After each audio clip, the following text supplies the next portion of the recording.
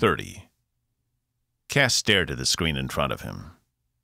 It had been almost 17 hours since they'd left Sargant space and Rutledge's surprise behind. He was exhausted, dirty, and short-tempered, but refused to return to his quarters until they ran into the first patrol in Coalition space. They had to find a way to keep whatever ship they ended up encountering out here from transmitting their presence to anyone else. Even the smallest ping could give them away, which meant they needed to be fast, but careful. "Sir?" Saul said from his station. Besides Cass, he was the only other one who hadn't been relieved by one of the other shifts yet. "Yeah?" Cass rubbed the stubble on his cheek as he snapped his eyes back open. "I'm happy to report the Sargan fleet has fallen far enough behind it will take them a month to catch up to us." "Good," Cass replied. That was one thing Rutledge hadn't counted on, their speed. Maybe if he'd been able to execute his plan properly, it wouldn't have mattered. He might have found a way to cut them all off at once, wrangling them like steer for the slaughter.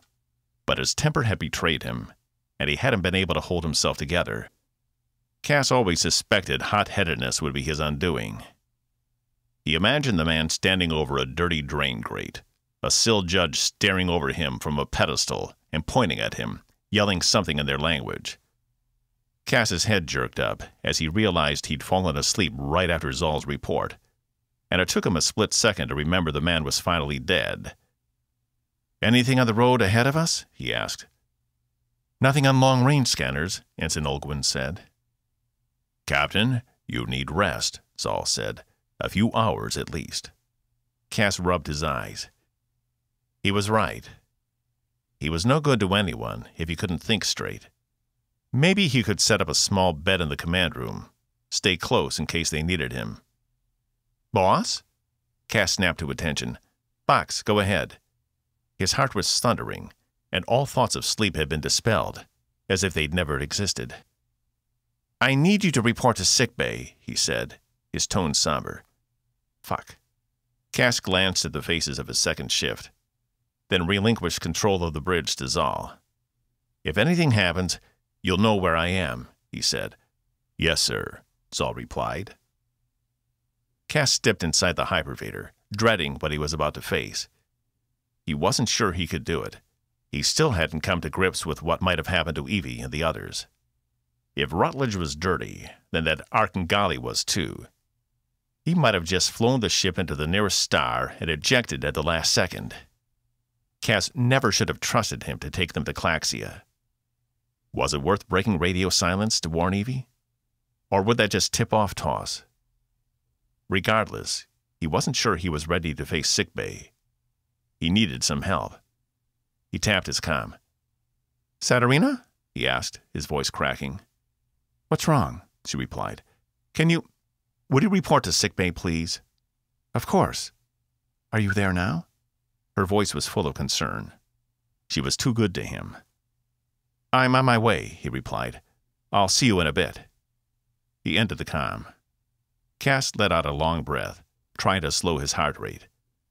Given the number of stimulants he'd taken and the lack of sleep, the last thing he needed at the moment was a shock. But this was part of the job.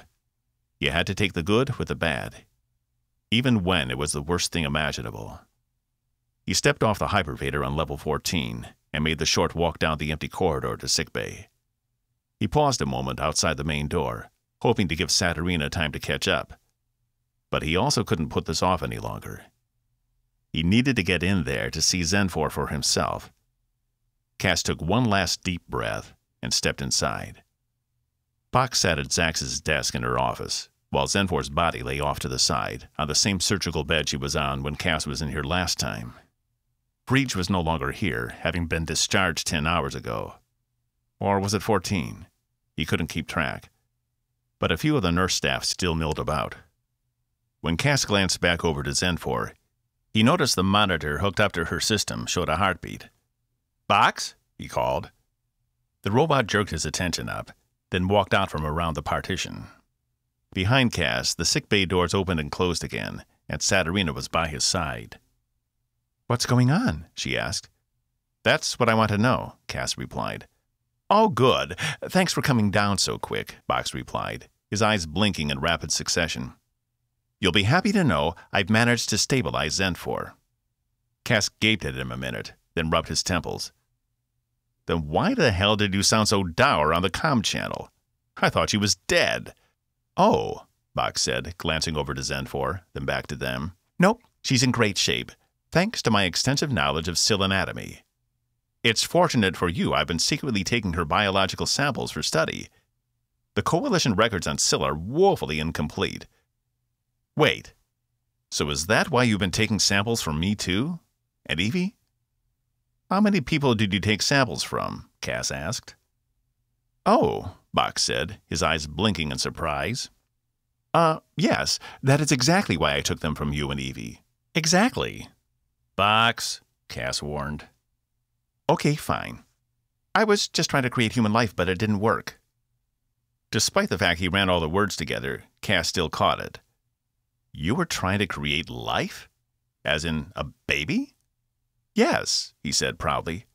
"That's what Box does. He creates." He raised a hand as if he were grasping for something. "No, it isn't. And don't refer to yourself in the third person," Cass replied. "Why? How on—" "See, I knew you'd react this way, which is why I didn't tell you. I collected samples from many of the couples on board, in the event they might want to conceive one day and would need assistance." Cass's eyes slid to Saturina. "And why did you think you needed samples from me and Evie?" "Because," Box said, exasperated, "it was obvious you were hot for each other, and you were the perfect match. I've said that from the day you met." If he wasn't positive he would break his hand, Cass would have slugged Box right there. Instead, he took a deep breath and tried to reset himself. You were able to repair the damage to Zenfor?" Box didn't skip a beat at the change of subject. "Yes. Though, had she been human, she probably would have died within seconds. The Syl are a sturdy bunch. Like a walking tank."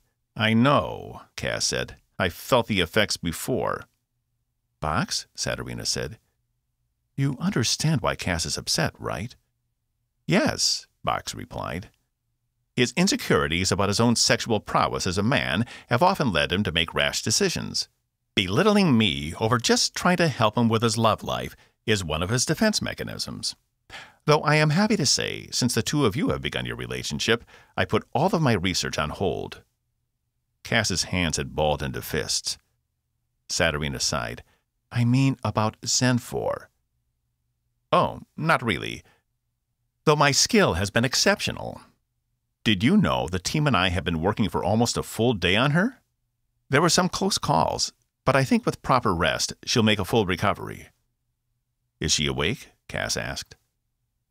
Box made a buzzing sound at the back of his head somewhere. "Of course not. Would you want to be awake after someone had been inside your chest cavity for 12 hours? I don't think so. I have her sedated so she can rest. And let me tell you, it took a lot of sedative. Like, a lot. You know Humarium pesux? 20 meters tall and all muscle.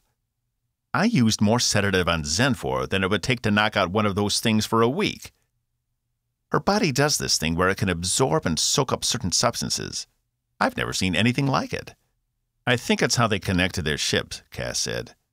"Or it allows them to connect better, through their suits." He shook his head. "No matter. Was there anything else?" "No," Box said, his voice chipper. "Just wanted to let you know what a good job I did saving her life. Perhaps even worthy of another commendation? I can make space right here." He tapped a space on his chest beside the Medal of Honor. "I'm not giving you a medal for doing your job," Cass said. "Look, I need to get some sleep. Let me know when she's awake." "You got it, boss," Box replied. "Sweet dreams." "And burn that research. That's an order." Box made a whining noise, but Cass turned his back to it, leaving sickbay. Saturina followed him into the corridor. "One of these days he's going to give me an aneurysm. I know it." "I wouldn't put it past him to give you one, then fix it, just so he could say he did," she replied, a smile playing on her lips. He grinned. "I hope you know to ignore him. He's eccentric." Is everything okay in the base? I'm sorry if I've been preoccupied. It's just after everything that happened with Rutledge, and now Zenfor clinging to life. She reached up and ran her fingers through his hair, brushing it off his forehead. When was the last time you slept? Cass didn't bother to check the time. Sometime yesterday, before everything in engineering. Go to my quarters, she said, and turn your comm off. No one will look for you there. You need a good 7 or 8 hours at least. I can't afford 7 or 8 hours. He appreciated the gesture, though. Just the thought of laying down in her sweet-smelling bed made him feel better. You can, and you'll do it. Or I'll go back in there and tell our chief medical officer the captain is unfit for duty and needs a sedative. Even though she was still smiling, he thought she might be serious. Damn. Bringing out the big guns, he said, putting his hands out. It's what I do. She narrowed her eyes. We don't need another mutiny on this ship. He glanced away. Speaking of which, have you spoken to the pilots in Cargo 4 lately? She shook her head. No, why? Is there a problem? Breach asked me to reconsider their internment. He says something about them has changed. Would you mind speaking with them, getting a feel for what he might be talking about? We might need good pilots, but not if they're going to endanger the ship with some ill-fated vendetta. She had turned back to all business. I'll go speak to them now. Thanks, he said, then headed off in the other direction. A soft bed was sounding better by the second. He might not even make it that far. 31. Regaining consciousness was not easy. It was as if he'd been in a deep cavern, and only the smallest pinprick of light shone at the very end, highlighting the way out. And as he moved toward that light, his appendages became heavier and heavier, willing him to stop and return to his dormant state. But Sesster had been dormant long enough, and even though it was difficult to find his way out, he had to. He couldn't stay any longer. But upon breaching the end of the cavern, he had found himself in an onslaught of information, too much to process. It assaulted all of his senses at once, and what he came to realize was he was experiencing the last 10 years of his life in only a few seconds. When he'd voluntarily set himself into his hibernation state, his mind hadn't been completely closed off. It had continued to absorb events around him. If he concentrated, he found he could remember vivid details of conversations he'd never been privy to, but it had happened in his presence. And when he finally did wake properly and could stand on his own, with some assistance from his fellow Claxians, he found there was only one person he wanted to speak to. The one person who had continued to stay by his side and kept her promise to return him home, no matter the means. Sester's mind had reached out for Zenfor, searching far beyond what should have been possible, but instead finding Evelyn Diazol. She had also helped him return to his home. But Evelyn's heart held a deep secret, a secret which had become common knowledge in the days after the ship had returned to orbit around Heskal, and to which he'd been absorbing over the past 10 years without even realizing it. The humans had taken measures that could have sent the Coalition into a war with the Sill, and they had done it in secret without the Council's approval. Part of him wasn't surprised. They were a childlike race, after all, and the Claxians had given them everything they had needed. It was funny. Human memories were so short. No longer did they remember how they had been on the brink of starvation when they found the Claxians. No longer were they grateful for all that had been provided to them and allowed them to thrive. Sesster had hoped they had grown out of their infancy in the past 2,000 years, but it seemed some behaviors were impossible to remove, and it had cost the entire Coalition for them to see that. And still, the Claxians had known this was a possible eventuality, and they had still given freely. Because the humans hadn't come to Claxia Prime looking to conquer it, as so many other species had before, they came looking for cooperation, and in that single attribute had earned the respect of the Claxians, despite all the potential dangers. It was easy to see how some of humanity could become complacent and forget, while others worked to make themselves better. Sesster had to believe the people he'd chosen to work with, the reasons he decided to leave Claxia aboard a Coalition starship, were because he was helping the best of humanity. But learning of this deception made him question his convictions. Out of everyone, he had hoped Evelyn would have somehow been ignorant to the whole endeavor, that she wouldn't have been a part of it. He could only assume Green had been part of it as well, considering it had been his ship. How could things have gone so wrong? He'd been so sure about them. "I sense you are troubled, brother." Rest stood nearby, one of his arms outstretched. Sester's arm stretched to meet it. "The humans. Did you know about their plan for the Sil weapon?" "We found out not long after the fall of the Coalition. It was the Athru who revealed the truth to us. They have not been malevolent toward us. However, they keep a close eye. They know humans hide here," he said. "Here? You allowed them to take refuge on Claxia Prime?" He was surprised they hadn't been banished. He recalled something. The memories were fuzzy. But there had been an incident on Sisk, an event where humanity threatened the planet. He wasn't sure, but he had the impression had there been any humans on Sisk, it would have been destroyed. Had he dreamed that? Or had it happened in his absence? He wished he could read Dr. Zax, communicate with her. But she'd never been receptive to him in any way. He needed Tyler or one of the others. "Not all of us have given up on the Coalition. I suggest you not either. Not all the humans should be held responsible for the actions of a few." "I spoke with one," Sesster said, "but she was distant. I didn't realize I had the capability." "You've been under a long time. It is as if your mind has been storing potential energy, and now that you are awake, it is being turned kinetic, reaching out far beyond your normal limits. How long will it last?" Rest's voice came across unsure. "I don't know. But be careful. You are still fragile from your time under." Rest dropped his arm, and Sesster felt his fellow Claxian move away. It had been so long since he'd been among his own people, it felt strange being back. He could sense Zax nearby, but the pilot who'd brought them here was already gone, his deception complete.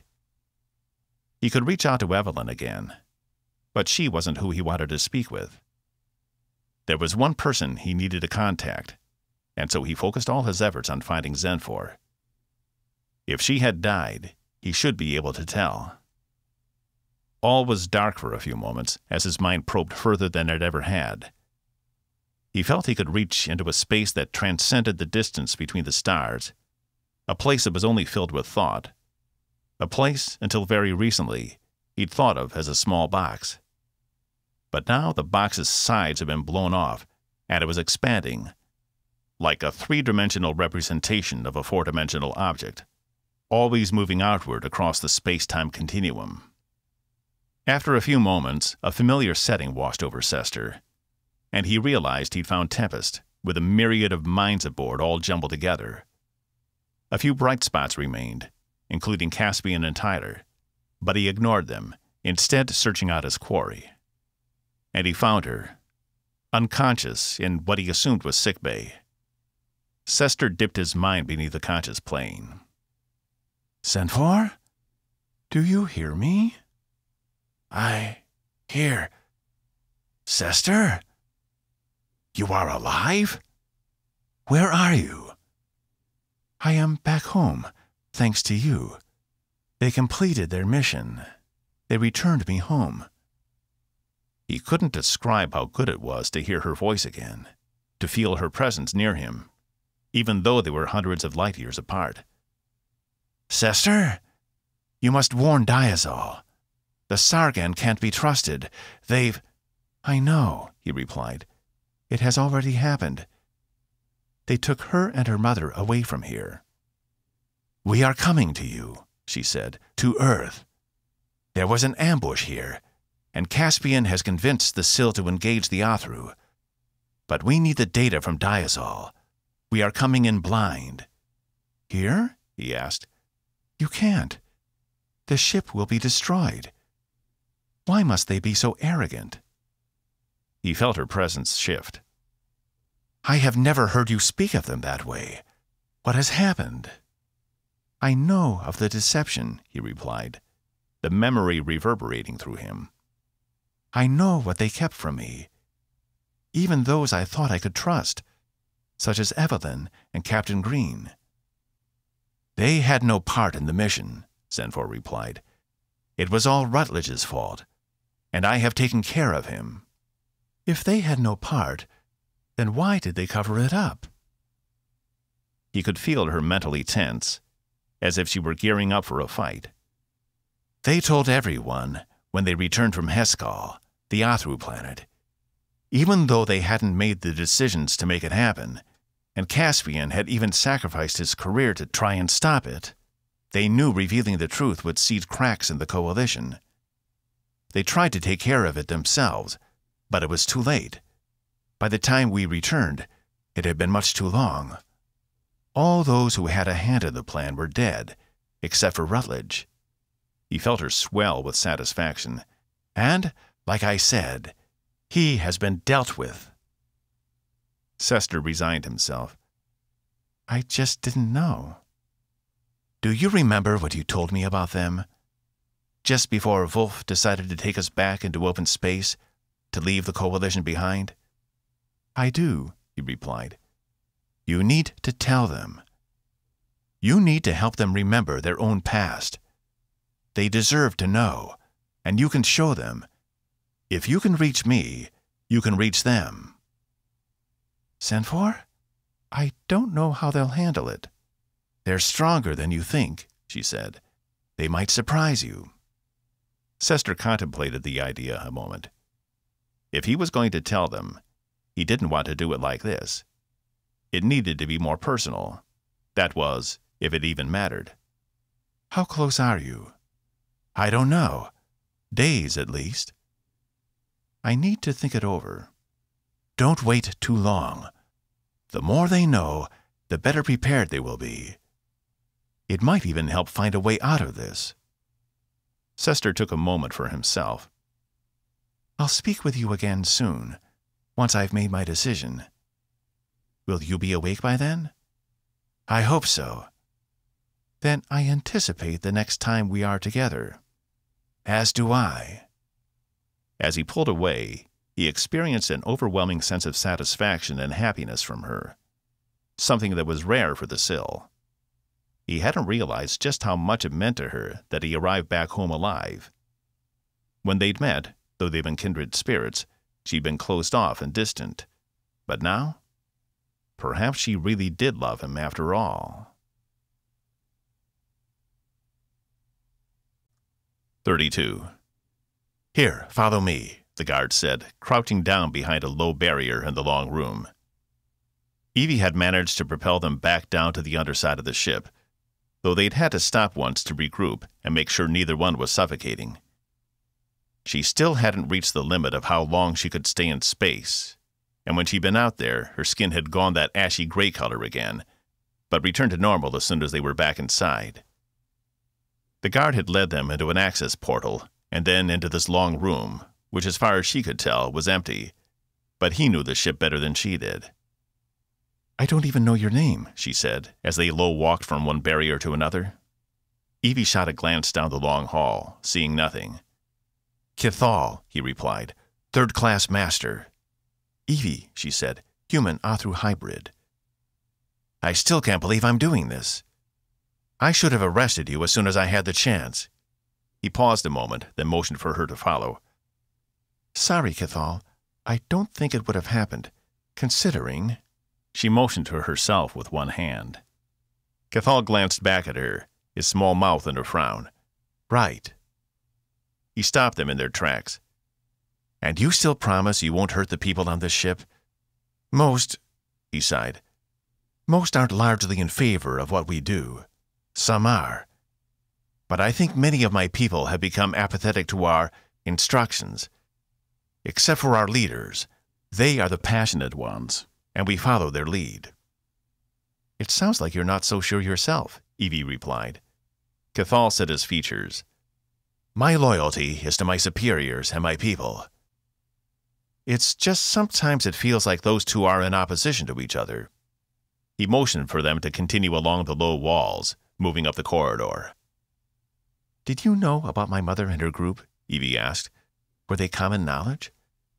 After they defected, yes. We were ordered to seek them all out and bring them to justice. As far as I know, they were the only two left. Your mother and the one called Marshall. Evie pushed her feeling back, not wanting to get emotional in front of him. Now there is no one. Cathal stopped. I'm sorry. He glanced up, his eyes scanning above them. Come, we're close now. We need to get there before they figure out what we're doing. He broke into a fast walk, staying below the barrier until they cleared the corridor and came to a T-junction with a series of rooms along the adjacent wall. He checked the length of the corridor in both directions and led Evie to the largest of the doors. This is it. Typically, there's a guard posted down here, but they must be using everyone they can to find you. And I'll need a report soon. What will you tell them? Evie asked. I can make my way back up to our concourse without being seen. I'll say I was rendered unconscious when I tried to stop you. It's the truth. Once I'm confident they've stopped looking for you, I'll return. He pressed his hand on the door, and it slid open without a sound, revealing a large black box situated in the middle of the room. Evie approached it, and the sides opened like a cabinet, revealing a table inside, tilted at a high angle she could lay up against. She paused. How do I know this isn't a trick to subdue me? Because you're right. If they find you, you'll be killed, and my sister would never forgive me. Evie was struck by his earnestness. It seemed familiar. Out of all the Athru she'd met, Cathal was the most empathetic, something she thought the Athru weren't capable of. Rockrond and Dulthar hadn't had any compassion. And Asturva, she had been too preoccupied with her own goals to see very far beyond herself. Had she never met Cathal, she would have assumed Asturva was right about the entire species. But now, all of that had changed. Do I just close my eyes? How does it work? Cathal glanced at the door over his shoulder, still standing open. No. You don't experience the passage of time at all. From your perspective, I will literally close the doors and then open them again. You won't even notice anything has happened. He was rushing her inside, but she could understand why. The longer they stood here talking, the greater the chance they'd be caught. Evie stepped into the device and lay back against the upright table. See you in 2 seconds, Cathal said, and he closed the cabinet doors. Just as Evie watched the pinprick of light between the two doors diminish, she felt as if she were pulled, no, yanked away, as if on a string to another place completely. She landed hard on her hands and knees, feeling a coarse grain beneath them. Everything was still dark, until it wasn't. A purple light shone in the distance, illuminating a pre-dawn sky. Something must have gone wrong. He had tricked her after all. All his talk of having a sister, probably nothing more than propaganda to get her inside this thing, whatever it was. And now she was subdued. But as Evie stood and glanced around, she realized she was no longer on the Athru ship. Instead, she was back on Sisk, standing beside the road that led away from Lakal and to her childhood home. In the distance stood the Selassie Mountains, but the whole place had a shimmery quality to it, as if it had been conjured in some way. This couldn't be because of Cathal. Somehow Sesster had pulled her back here, despite the vast distance between them. "Sesster?" she called out. "Are you there?" Evie twirled in place, recognizing this as Sester's mind place and not the actual place she lived most of her younger years. Evie turned again and saw a figure walking toward her, but it shimmered as it moved, and she had to squint in what little light there was to make out the shape. It had to be Sesster, like before, when they would come to this place together.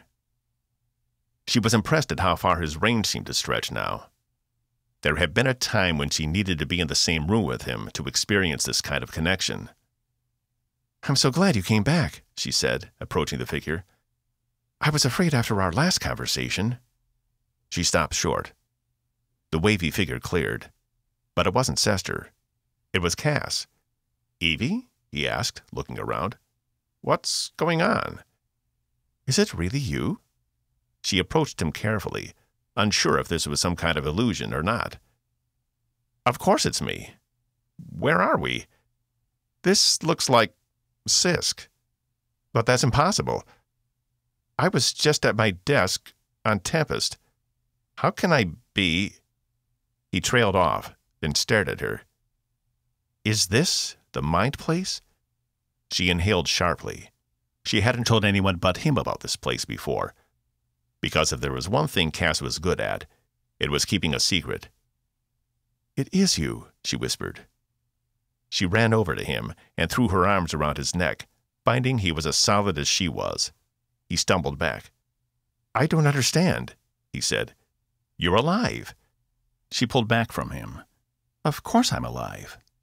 But Toss, Rutledge, I figured he would betray you. He did, she said. He was in league with the Athru the entire time. They were waiting for us on Claxia Prime. Cass screwed up his features and seemed to realize he was still holding her by the waist. He promptly let go. But why? To what end? The Athru wanted me to join them. They tried to convert me, she said. Cass, Esterva is dead. His face fell. Oh, Evie, I'm so sorry. She stopped any tears from welling up. Now was not the time. I'm just glad you and the ship are okay. I wouldn't let myself think about what might have happened. I know how you feel, Cass replied, but don't worry. We're coming to get you. The fleet is on its way to the Horus system, intel or not. Evie's eyes went wide, but she couldn't suppress a grin. How did you make that happen? The Sill are pissed, but they just needed proper motivation, he said. Are Sesster and Zax? Fine, another voice said, startling them both. Evie turned to see what she had come to think of as the humanoid projection of Sesster came into being beside them. He didn't so much appear as he dissolved into place, white robes and all. Sesster? Cass asked, dumbfounded. What the hell? Captain, Sesster said, his completely white eyes staring at Cass. I have the ability to reach across vast distances, but I do not know how long it will last. I brought the two of you here while I still could, on Zenfor's advice. You spoke to Zenfor? Cass asked. How? Why, what happened? Evie echoed, concerned. What's wrong with Zenfor? He shook his head.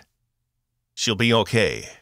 She just had to exact some revenge on a certain former admiral we both know. The way he said it made Evie think Zenfor hadn't held back, for which he was glad. First, I'd like to congratulate you on your promotion, Sesster said to Cass. Sesster? Evie began, not sure where to begin after their last short conversation. It's all right, he said softly. I didn't fully appreciate your position before, but I think I understand now. What is he talking about? Cass asked, concern in his eyes. He knows about the Coalition's attempts to hide your original mission from the Claxians. She faced Sesster. I'm assuming all the Claxians know. He nodded. I never wanted to keep that from you, but I was foolish, Evie said. I believed what I was doing was for the good of the Coalition. I believed Rutledge when he told me it would make the Coalition a stronger organization. And yet, deep down, I think I still knew it was wrong. You were trying to keep the peace, Sesster said. The truth is, I first sensed something was amiss when Caspian came aboard at Starbase 8. Sester's white eyes settled on Cass. You had so many secrets hidden in that mind of yours, it was hard not to listen to them all.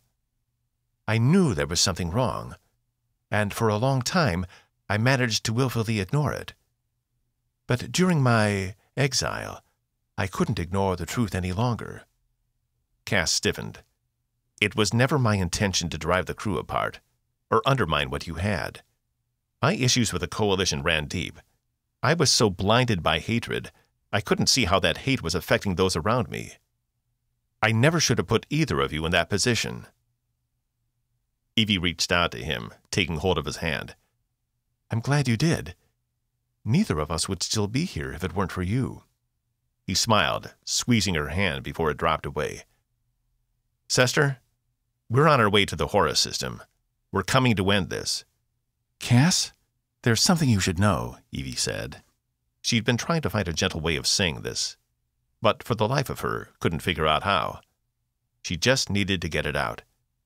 "The Athru, they've terraformed Earth. It doesn't look anything like it used to. I think they've been strip mining it to build their fleet here. Over 7,000 ships. I don't know how the planet could come back from something like that." "What?" Cass's face had gone pale. "How can that be?" "They're determined to annihilate you," Sesster said. "And what better way than to strike a blow at your home planet?" Cass took a few steps back, apparently in shock. Evie stayed close to him, in case he collapsed. "All those people? Everyone I've ever known.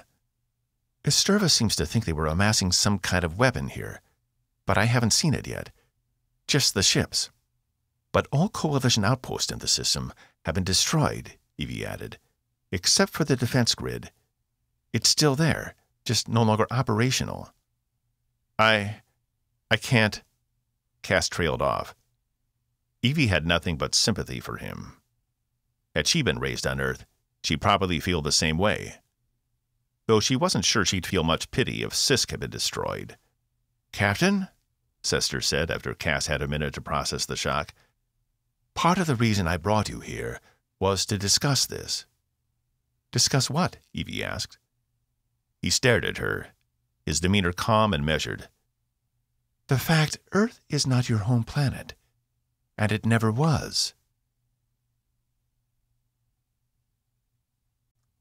33. "I'm sorry?" Cass barked, the incredulity of what Sesster had said reverberating through his mind. "It's true, but humanity's memory is so fragile. Or sometimes you forget your own heritage because it suits you. About 1,500 years ago, there was a concerted effort by humanity to lose records of your initial journey to Earth. The idea was humans would feel more protective of a world they considered their own." "But that's insane," Cass said. He glanced to Evie, who had gone silent. "Right? I mean, what about geological records? And I don't know, archaeological digs and—" "Evie, help me out here." "I don't know, Cass. Sesster doesn't lie." "I'm not saying he's lying. I'm saying he's mistaken. Humans are from Earth. That's just a basic fact." "Fact," Sesster said, allowing the word to reverberate among them. "Facts can be distorted, even changed through the lens of time. When you first arrived to us, you were lost. And even though you were desperate, you didn't try to deceive us. You were more interested in learning about us, about exchanging ideas. And you weren't the first." "What are you talking about?" Cass asked. This didn't make any sense. Humans have been on Earth since the dawn of time. They'd evolved there, then left for the stars, only to find Claxia Prime, their closest celestial neighbor, was inhabited. The discovery of Claxia set off a renaissance among humanity. It's what pushed us into the stars, beyond the borders of the Horus system. Sesster shook his head. "No, you came from the stars." Cass couldn't believe what he was hearing. He was about to throw his hands up and walk away when he caught Evie's gaze. "Hear him out," she said. "You owe him that much at least." Cass gritted his teeth. She was right. "Okay," but with a healthy amount of skepticism. Sesster nodded, folding his hands inside his long robes. "Almost 3 millennia ago, humanity came to us from deep space on a city-sized ship. By the time you reached us, your population had dwindled to less than 50,000, and many of your people were in stasis with little promise of ever being revived." Cass stifled an objection. "Back then, you didn't travel by the undercurrents. You didn't know how. But you came to us from some place distant, having been in transit for tens of thousands of generations. But, Cass said, unable to hold himself in, where did we come from then? If we arrived here, as you say, where is our home? I don't know, Sesster replied. That information was lost to time, and the fact your ship had imprecise navigational records. It was impossible to tell where you'd come from. But one word remained in your vocabulary, a word that had always meant home, Earth. I don't understand, Evie said. We came to a system that just happened to have a planet named the same thing? No, Sesster said. Before you arrived, it was known to us as Menlasa, which meant blue ball in our language. We knew without help humanity would not survive but another few centuries. Menlasa was without sentient life, so we allowed you to settle there, to make the planet your own. It was better suited for a species like yours instead of mine. Your ancestors renamed it, as you did all the planets in our system and our star, except for Claxia. You settled there, making the planet your home and taking care of it as part of our original bargain. I can't believe this, Cass said. I need to sit down. Behind him, a chair appeared from thin air, and he took a cautious seat until he was sure it wouldn't disappear again. So we just stayed on Earth then? Made up our entire history? In the beginning, no. It took years to wake all your people and ensure everyone had enough food and supplies to live. But you had ingenuity. You disassembled your ship to create your first settlement, New Phoenix, and you thrived on Earth. Within less than 600 years, you'd reached into space once more, eager to explore, eager to expand. The beginning of the Coalition, Evie said. Correct. It was humans who first proposed a celestial alliance, even after some had splintered off to explore other parts of the system, a group eventually settling on one of the moons of the gas giant Isis. The Val, Cass said. The pieces beginning to fall into place. I knew they'd been human once. And they still are, Sesster said. Albeit they just look a little different now. A few millennia on a gravity-heavy world will do that to a species. Cass supposed he was right. Genetically, they were very similar. Despite the Val's insistence they were not to be considered human or humanesque in any way. He'd just come to accept they weren't part of the same species. Even though, as he heard Sesster talk now, that seemed ridiculous. This is wild, Evie said. So, from there, did everything follow like we learned in school? About the founding of the Coalition? More or less, Sesster said. The Claxians eventually gave humanity the ability to travel in undercurrents, as is taught, and from there we expanded together to build an alliance of worlds.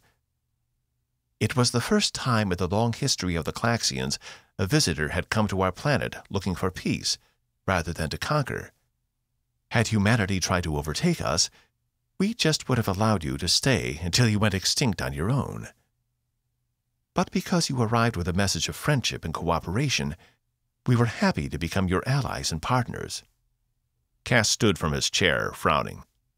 That's why it was so hard for you to hear about Rutledge's subterfuge, Cass said, reaching out for Sesster. But his hand passed right through the robed figure. That's why you went into hibernation. I think I knew intuitively something had gone wrong deep within our alliance.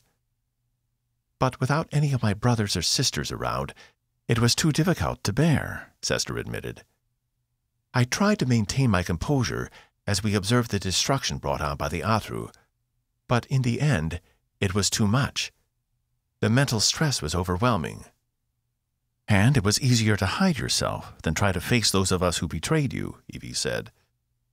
So when Wolf announced she was taking the ship back to Heskal, I did the only thing I could to preserve myself, Sesster said. It was not the right decision, and it put you and the ship in danger. It wasn't your fault, Cass said. It was ours. for allowing a small group of humans in power to make all the decisions for us, to put what we built and kept for thousands of years at risk. I guess—" He glanced out at the horizon, to the rising sun just beginning to peek over the bald mountains. "I guess when humans become complacent, they forget who they truly are." He glanced at Evie. "Comfort has a way of doing that to people. You forget how hard it is to struggle." "I suppose," Sesster said. "I only wish we'd found out before this invasion. Perhaps we could have done something to prevent it." "So now what?" Evie's voice wavered. "What are we supposed to do with this information?" "I needed you to know, because I don't want you to feel like Earth is irreplaceable," Sesster said. "Do not feel like you have to fight to your dying breath to save it. Humanity can live on. You've done it once before. But if you are looking to eliminate the Athru threat, they have set up their primary operations on the surface of the planet." "What are you saying?" Cass asked. "I know what he's saying," Evie said, her eyes hooded. "He's suggesting we use the Athru's own weapons against them, to destroy Earth." "What?" Cass felt a wave of nausea pass through him. "You can't be serious." "I would never advocate for the complete destruction of another species," Sesster said. "But I am also conflicted about these creatures. They seem determined to stay and have vast resources. My people will be subjugated forever, and all of the other members of the Coalition sequestered on their planets, cut off from everyone else. It's an imbalance of power." Cass couldn't detect any emotion on his face, but that only meant he wasn't letting Cass see how he was really feeling. The intent in his words was clear enough. "And therein lies a new problem," Evie said. "I've had a chance to get to know one of them, a local. He tells me most of the Athru don't care for this war, never have. That it is a few at the very top in power who follow the strict doctrine of their own genetic code, which tells them to destroy humanity, no matter the cost." "Evie, he's lying to you," Cass said. "It's a ruse to get you to trust them. Remember Rockron? Remember how he said nothing bad would happen?" "Maybe. But you should have seen the way most of them shied away from me when I escaped, as if they were afraid and wanted nothing to do with me. It was very unlike the Athru we met on Heskal, chasing us down and mercilessly killing us, piling our bodies into strange forms. I'm afraid if we commit genocide on these people, we are no better than those who tried to take control of the Coalition for their own means. It's just not that simple." "What are we supposed to do?" Cass asked. "The fleet is coming, Evie. We can't not do anything." She turned to Sesster. "How long has passed in the real world while we're in here?" "Milliseconds," Sesster replied. "Almost instantaneous." "Good," she replied, "because I'm going to need all the time I can get. I'm inside a time chamber. The Athru brass use it to extend their lives far beyond what they should, which means they stay in power forever. This entire crusade could be nothing more than the whims of an overzealous madman. If I can get close enough to the head and chop it off, maybe everything else will fall apart. Surely there will be others, and we'll have to do some cleanup. But it might be enough to stop this occupation." "And make them leave Coalition space?" Cass shook his head. "I don't believe it. They didn't travel all this way and kill all those people just for us to roll over because of a few bleeding hearts. If the Athru truly didn't want this to happen, they would have stopped their leaders." "Apathy is not a crime," Evie said. "It is when it involves the destruction of an entire species," Cass yelled. "By Kor, have you forgotten they have literally killed 99% of the population? We don't have a choice here, Evie. We don't have the resources to infiltrate and try to separate the good from the bad. They'll find us all long before that happens. I agree with Sesster. We destroy Earth, and we deal a crippling blow to them." She worked her jaw for a moment. "You just said a minute ago Earth was your home." "But that Earth is already gone," he replied. "You said it yourself. And they'll just keep stripping the planet to build more and more ships. For the good of the Coalition, the original Coalition, not this monstrosity it had become lately, we have to act while we can. You're on that ship now. We'll never have a better chance." Evie sighed. She couldn't fault his logic. But she didn't want to see Cathal and others like him killed either. She refused to judge an entire species by the actions of a select few. "If we decided to do this, what happens to Claxia? The planets are only 200 million kilometers apart. Surely the loss of a planet in the system will have dire consequences." "No doubt," Sesster said. "We will most likely deal with severe weather problems for centuries. And it will alter the orbits of all the planets in the system. We could face a global climate challenge here on Claxia. But it is better than allowing the Athru to stay and build up their armies." Cass is right. Even if it isn't the will of the people, enough Athru support these decisions to fill their ranks and enable their leaders to continue. We must put a stop to it. "Fine," she said, dejected. She did have to consider all the other species in the Coalition. The Axinax, the Untuburu, the Husmus Risa, the Garuffians, and all the others. They had been unfairly sequestered on their own planets during this occupation. It couldn't continue. "My hold is loosening," Sesster said, and the world shimmered around them. "Don't worry," Cass said, trying to give Evie a reassuring smile. "We're on our way to help. As soon as we get there, we'll provide enough of a distraction for you to use the weapon. Then we'll get you off that ship. Trust me." There was something in the way she looked at him. Something that gave him a pit in his stomach. "Cass, if this doesn't work—" "It will. Trust me," he said, trying to reassure her. He had to believe it could work. What other choice did they have? She paused as the world shimmered once more, glancing around as if realizing something. "There's so much I need to say," she said. "You can tell me once you're back aboard," Cass replied. He didn't like where she was going with this. He didn't want to think this might be the last time he ever saw her. Evie shook her head, the sadness seeming to envelop her. "It can't wait. I know how you feel. I know you love me." Cass's heart was hammering hard, despite the fact he wasn't even a real being. For all of this being some kind of non-corporeal dream, it sure felt real. "Evie?" "It's okay," she said. "I've known for a while. I just want you to know I love you too, even if it isn't in the same way." Cass felt the tickle of tears at the corners of his eyes. "I tried. I did my best to make sure you never knew. Despite I only ever wanted a friend. I never wanted to make you uncomfortable." "You didn't," she said. The world shimmered again. She walked up and wrapped him in a hug, holding him tight. He did the same, relishing the moment as if it were his last. He wanted to hold on forever, to bring her back to Tempest with him, just so he knew she was safe. He could feel her shuddering beneath his grip, and Cass did everything he could to cement this moment in his memory. The feel of her next to him, her smell, even the softness of her braid against his shoulder. When she finally pulled away, she took hold of his hand with both of hers and brought it to her lips, placing a light kiss on top. She smiled. "See you," she said, and the world dissolved.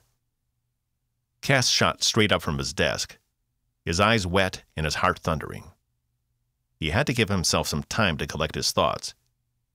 He played their last moment over and over again in his mind until he was sure it would never leave.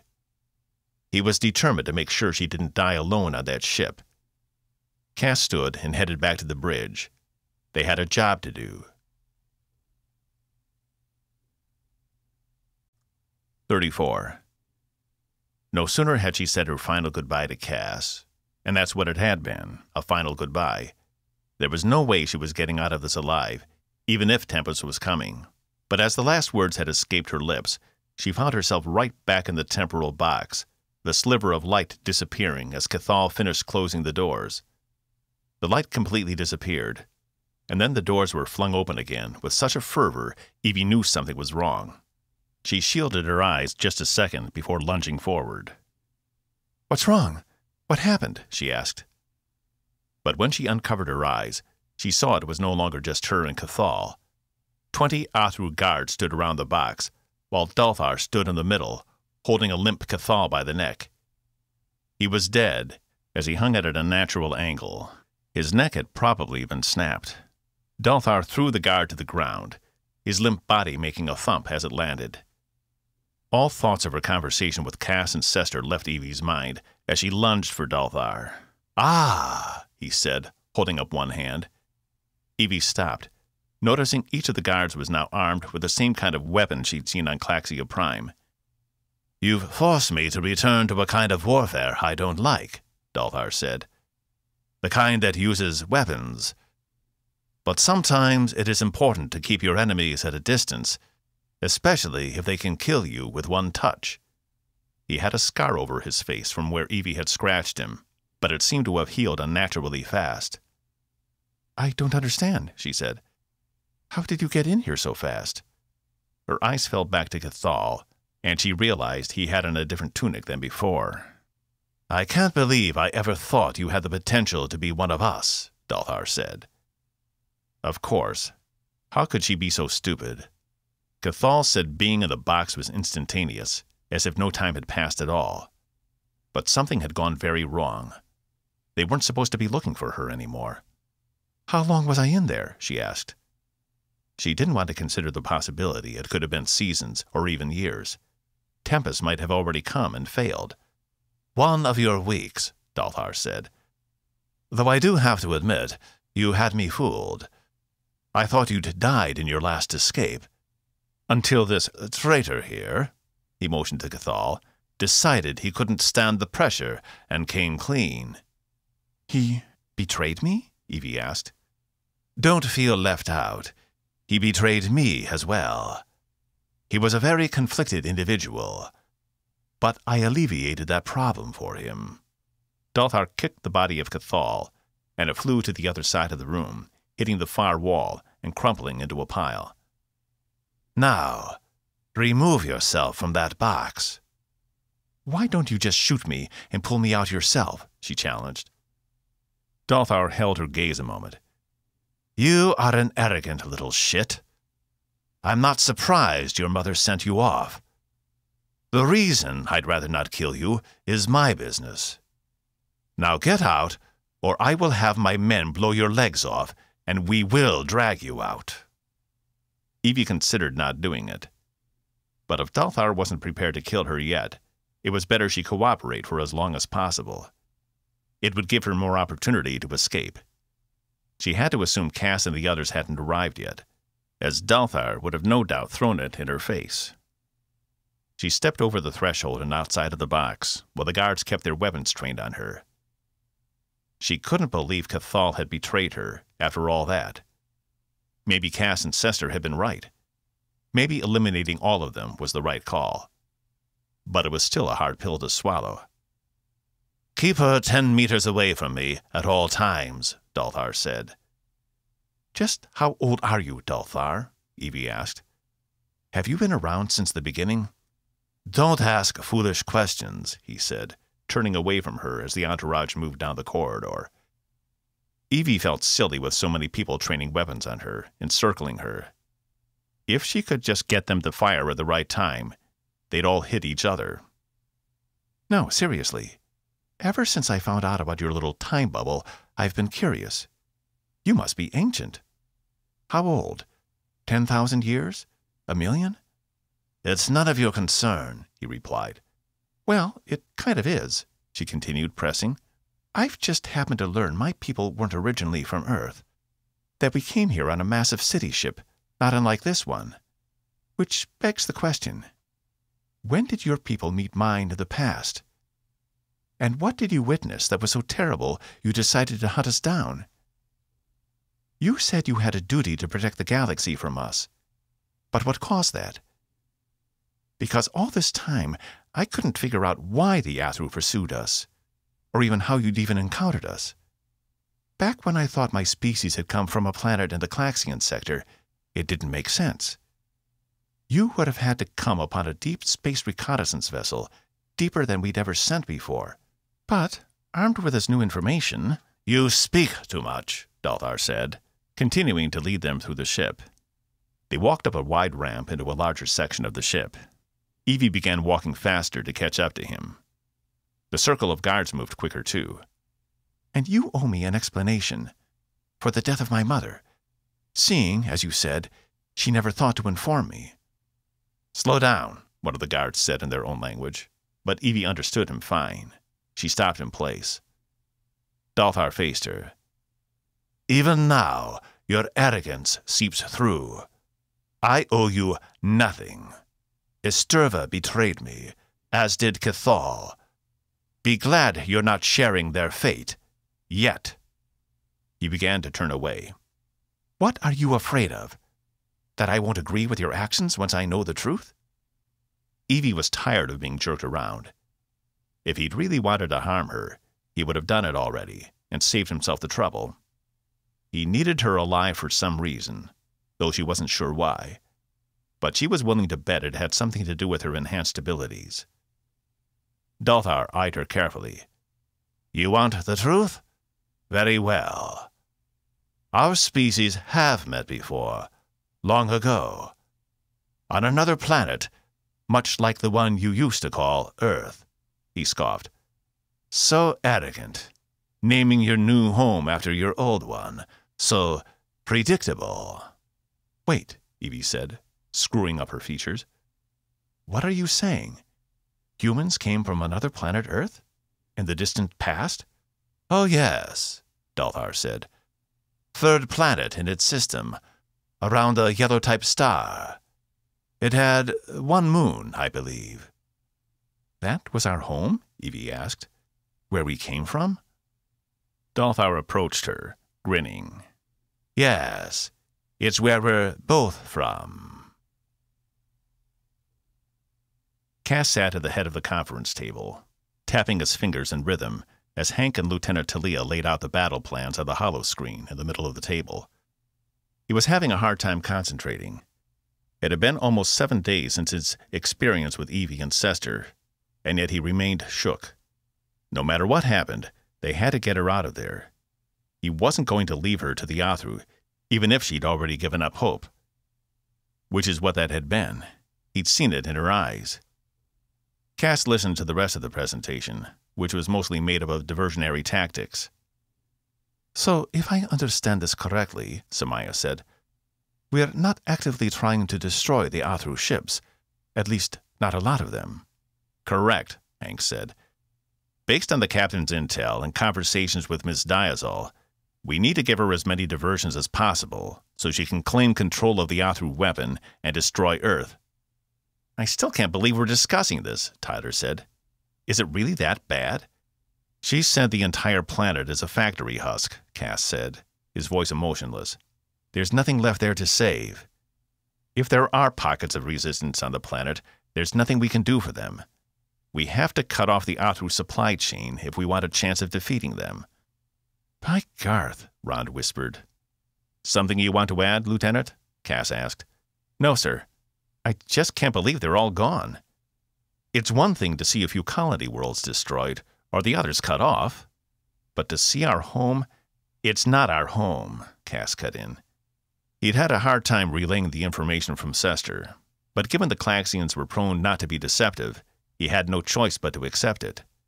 Half of their history had all been a fabrication, and somehow, deep inside, it made Cass even angrier at the Coalition. "Yes, sir," Rond said, his head down. Next to him, River reached over and patted his hand. It didn't escape Cass's notice how close they'd become. And he supposed he couldn't blame them. With so few humans left, it was only natural. "The Sill won't like it," Zenfor said. Cass turned to her. For the first time since she'd come on board, she was seated in one of the conference chairs, the small device on her chest. Box had explained it was to help repair the damage and monitor any abnormal activity. And technically, she still hadn't been released yet. She was only allowed a few hours outside of sickbay each day until she was fully healed. Box told him he had to continue to sedate her to keep her immobile, as she was too energized when she was awake and couldn't lie still for hours at a time unless she was sleeping. Right after they were done in here, she was due to report back to go under again. "What do you mean?" Cass asked. "They will want to destroy their enemies and move on. They don't tiptoe around a problem. They face it head on." Cass couldn't help but smile. "Right. Well, assuming the weapons even work and the rest of the fleet joins us at Horus, we'll just have to hold off until Earth has been destroyed.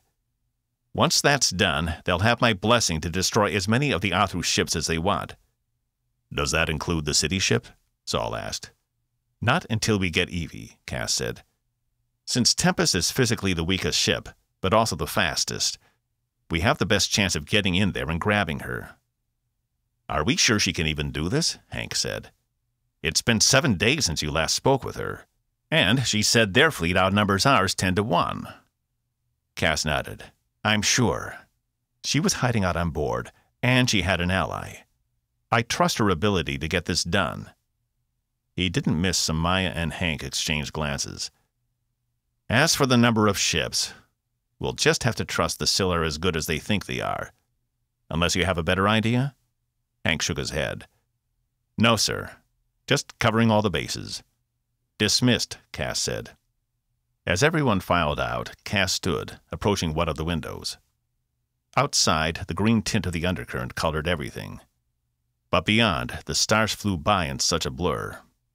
All those people out there, all those civilizations were counting on him for their futures, even if they didn't know it. Cass had never wanted this. All he'd ever wanted was to go off and explore, not fight an intergalactic war. But it seemed fate had other plans for him. "I trust her, too." Cass turned to see Zenfor standing, though somewhat wobbly on her normally powerful legs. "She'll get the job done." "I know," Cass replied. "No matter what gets in her way, I know she will."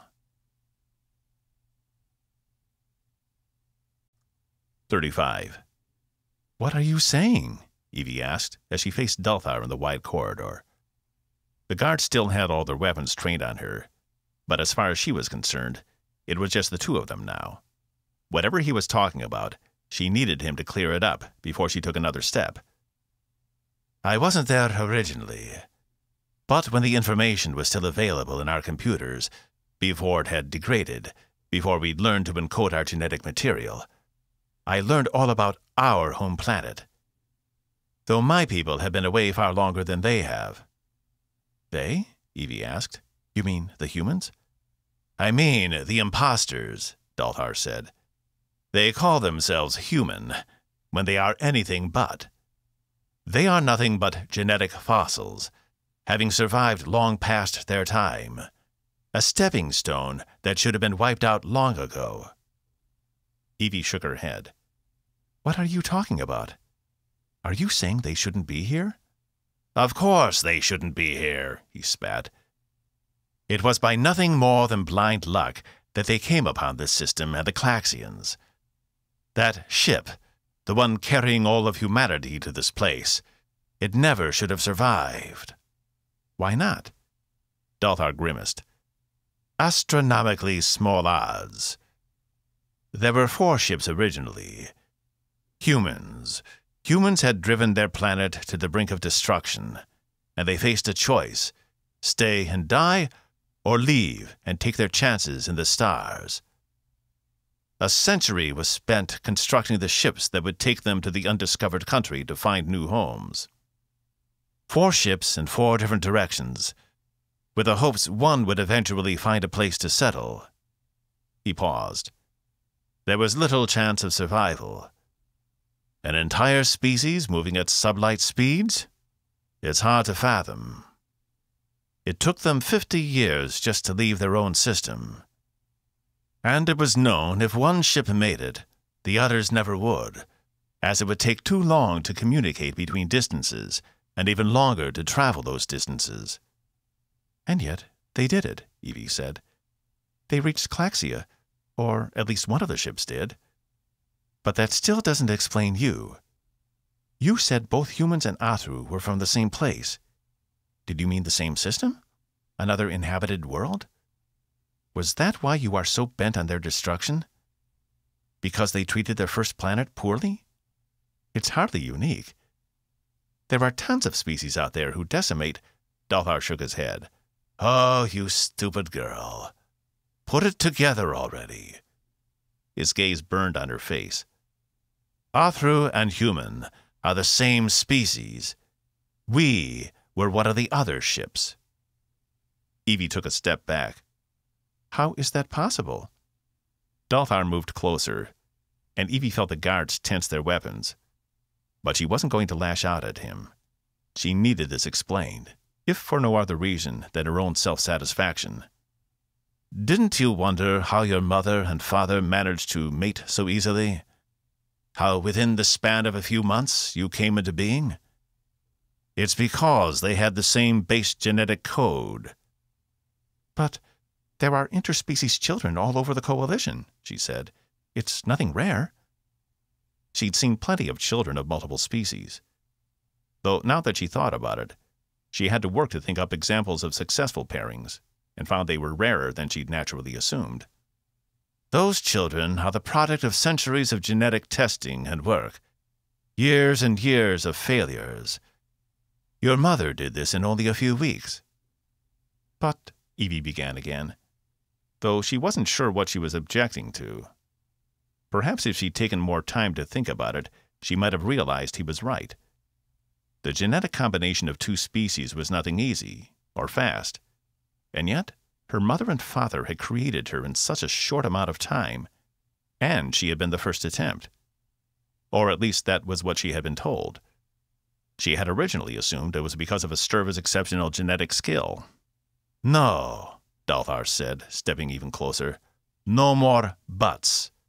This is the reality of the situation, Evie. Humans are nothing more than the ancient ancestors of the Athru. You are looking at your future. Or, I should say, one possible version of your future, shaped by one set of specific circumstances. How? She whispered.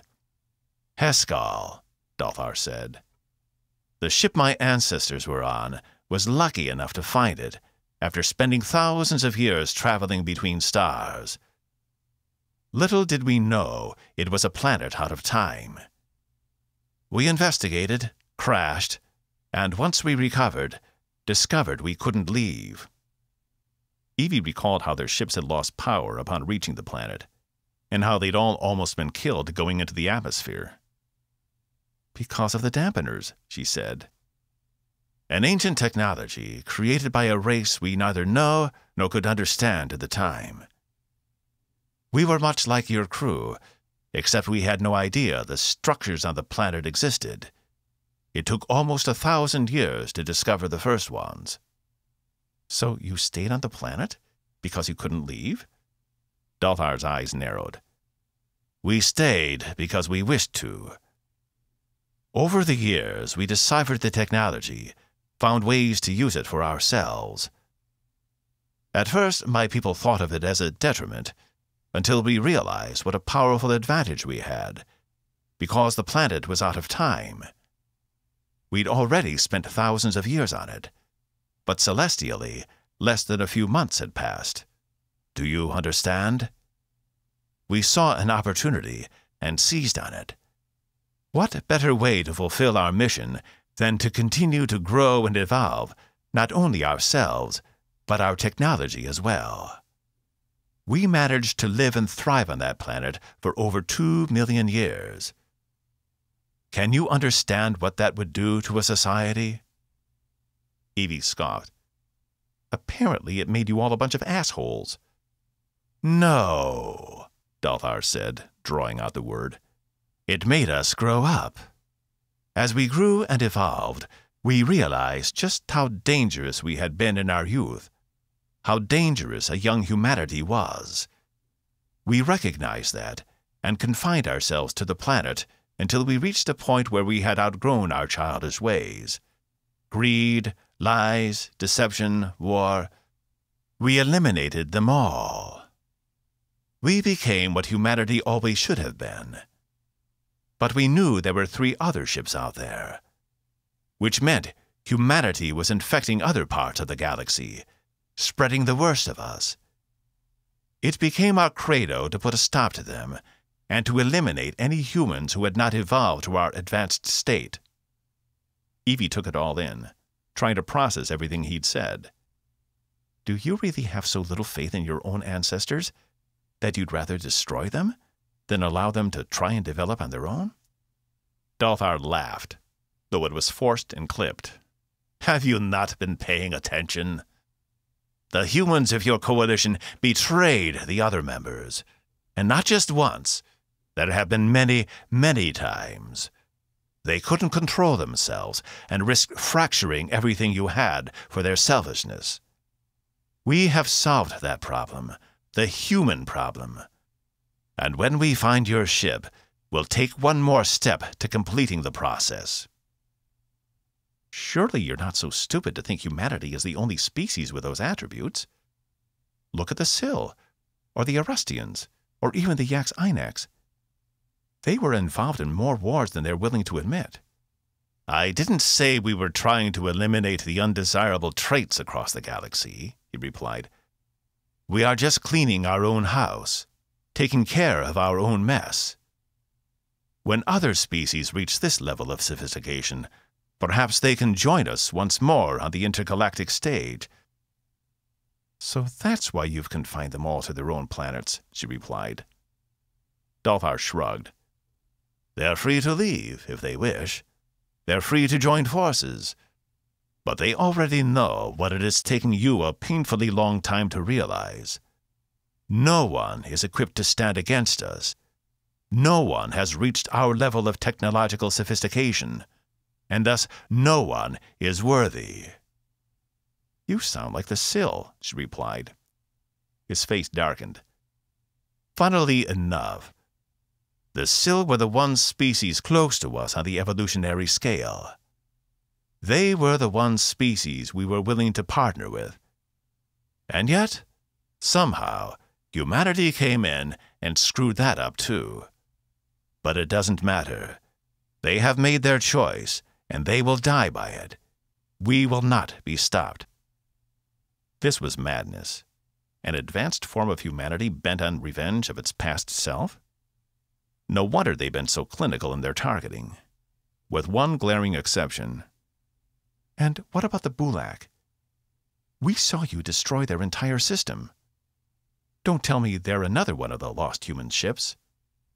The Bulak were regrettable, but tests needed to be made. And a backward, religious-based society was a perfect training ground. We ensured enough of them would survive to rebuild. He said it as if destroying an entire world was nothing more than a slight inconvenience. You're insane, Evie said. What reservation she'd had about these people had just disappeared. She didn't care if they had once been human or not. She was the only thing standing in the way between them and their destruction of the last of the human race, and she wasn't going to allow it. He turned to the guards. Let's go. Wait, Evie said. And Dalthar, his face colored with anger, turned back to her. You said there were 4 ships in total. If you were one, and the humans who found Claxia were another, what about the other 2? Yet to be found, Dalthar said. But don't concern yourself with that. We will find and purge them. He turned away, sauntering down the hall with purpose, while the rest of the group followed. All in good time. 36. Cass sat in the captain's chair, his pulse quickening with every passing second. Each of those seconds brought him that much closer to their destination and their destiny. He still wasn't sure if they would be successful or not, but they had to at least try, and with the Sill fleet at his back, he at least felt like they had a chance. Had this been nothing but coalition ships, they wouldn't have had a chance. But the Sill were the most powerful race he'd ever encountered. They just had to be victorious. Otherwise, what was the point of it all? How close? Hank asked, sitting beside him. Distance or time? Saul asked. Cass turned to him, an eyebrow arched. I apologize. It was my attempt at a joke. Considering the seriousness of the situation, I thought it might be warranted. Time, Cass said, nonplussed. 4 minutes until we reach the Klaxian system, Zal replied. 4 minutes, Cass repeated. It felt like both an eternity and the blink of an eye. I never thought it would come to this, Hank said, his gaze straight ahead. I thought after the Athru invaded, we'd be on the run the rest of our lives. I never thought we'd be actively engaging them in war. It's a war they wanted, Cass said, and one we're not going to let them get away with. Ignite the armor. Talia nodded from her station. Armor up. Weapons? Cass asked. Charged and ready. Status on the other half of the Syl fleet? Last update, they were on their way, Zal said. They should be right behind us as soon as we enter the system. Cass tapped his comm. Bay 2, status? We are ready to deploy down here, Saturina replied. I'm happy to report all 10 space wings are locked, loaded, and prepared to engage the enemy. Cass had been hesitant about using the pilots who had defected at first. But it turned out Reeds had been right. In the face of an insurmountable enemy, they'd rather fight the Athru than their own crew. Cass hadn't met with them personally, as he thought it was better to let Saturina handle her own people, and any confrontation with him would probably only sabotage the situation. But he trusted her judgment. If she trusted Linkovich and the others, then he did too.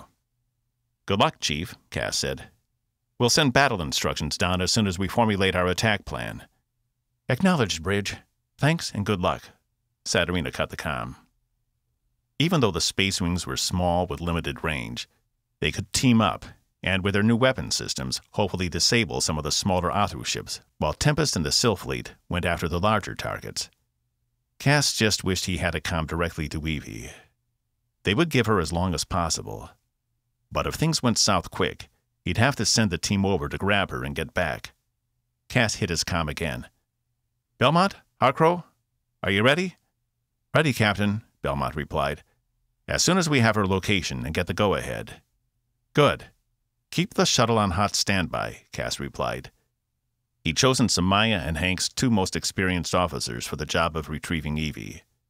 They'd had a decade's worth of experience in avoiding the Athru, so if anyone could do it, they could.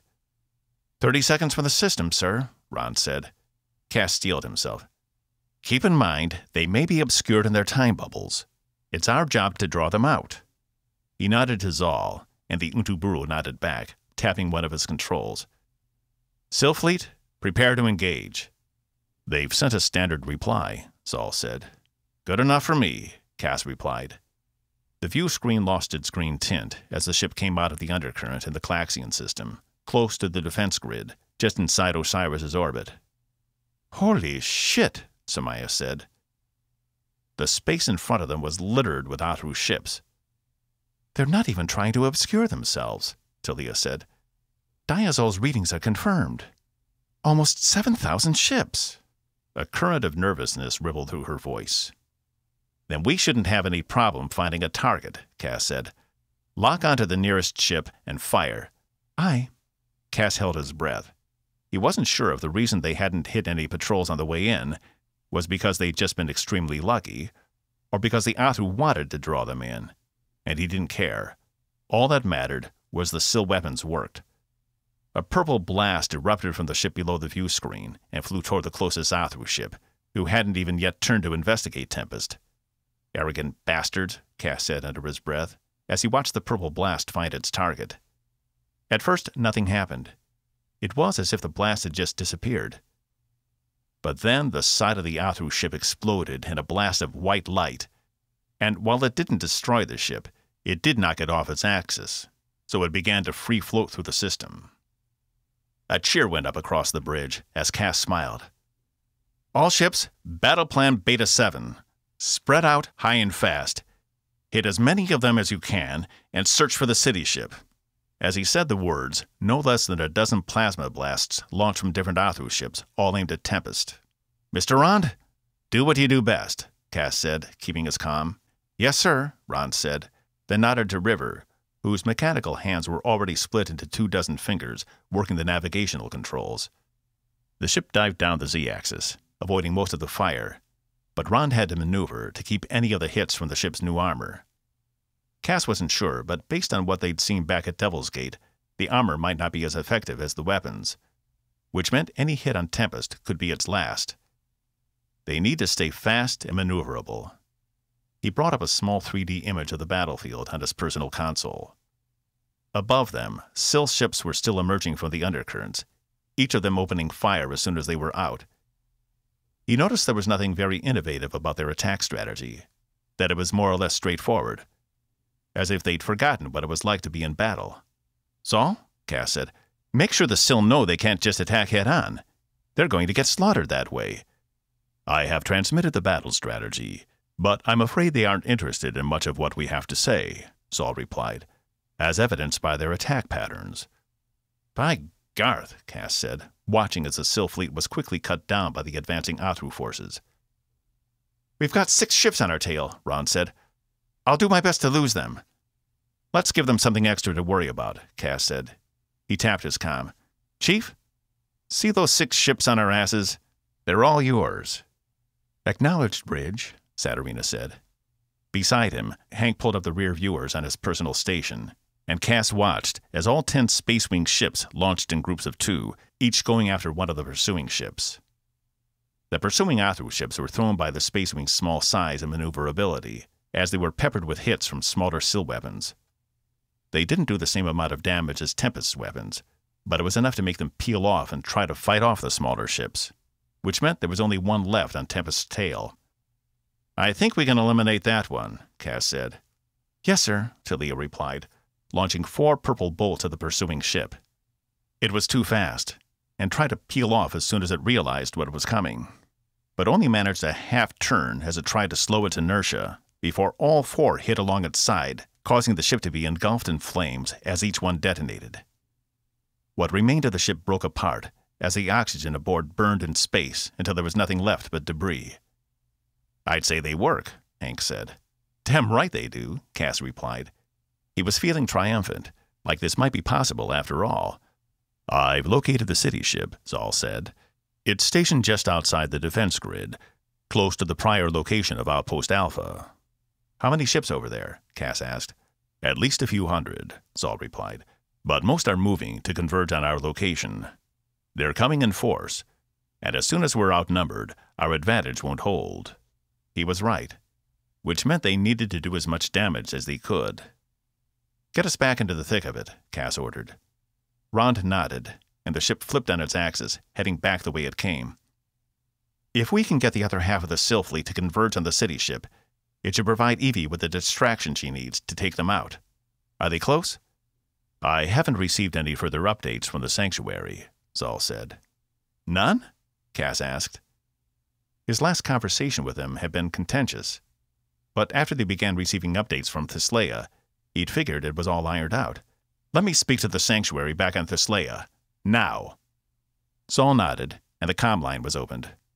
The main viewer kept an overlay of the overall battle, so the bridge crew could coordinate. An image replaced the 3D layout of the battle on Cass's personal comm system. It was a Sill male, without any armor. He seemed old, but Cass wasn't certain of it. "Sanctuary member?" Cass asked. "Draxel," the man replied, his face impassive. "Am I to understand you're the representative I'm to communicate with?" The bridge rocked in one direction. "Sorry," Ron said. "Close call. The negators took a second to catch up." On the view screen, the battle had entered the full fray. "You may communicate with whomever you want," Draxel said. "It makes no difference to me." "I'm trying to get in touch with the Sanctuary," Cass said, heat rising in his face. "I need confirmation of the location of the other half of the Sill fleet. When can we expect them?" Draxel stared into the camera a moment before his lips pressed into a line. "You can't." "Look, I need to know. We're facing a slaughter out here in a few minutes. Based on the speed of your ships, they should be close. We can only hold this for a few hours." "Then I wish you luck, because you will not be receiving any more help from us." Cass's heart dropped into his stomach. "What?" "We have received telemetry from the battle and analyzed the Athru capabilities, as you had promised us before we began this engagement. If we cannot overpower them with the ships we have engaged at the moment, we will be pulling out of the battle, cutting our losses." "You can't do that," Cass replied. "That will leave Tempest alone and defenseless. We have a plan to stop them, but you have to give us the time." "And sacrifice even more Sil lives to a hopeless cause? I don't think so. Our goal was to prove the weapons work against the Athru. Now that we have done that, our job is finished. We will regroup in our own space and launch our own offensive when the time is right." "Don't be an idiot, Draxel. The only reason your ships are losing people right now is because they're not fighting strategically. I've given them a plan of attack. All they have to do is follow it." Draxel shook his head. "You should have held to your original agreement and obtained the intel for us. Then we would have known this was a doomed venture without losing any of our people. But now, their deaths are on your head." He cut the comm. "Sir," Saul said, "I'm getting a wideband transmission." Cass nodded for him to continue. "It's from the Sil, telling their people to pull back and return to their own space immediately." 37. The guards led Evie into another long corridor. However, this one seemed to end at a drop-off, with only a thin railing keeping anyone from tumbling over. On the far side of the chasm, a flat wall went as far up and down as Evie could see. She couldn't even tell which part of the massive ship they were in anymore, but it seemed like somewhere important. All around her, Athru worked on their specific systems, sneaking glances at her and Dalthar's cadre as they walked by.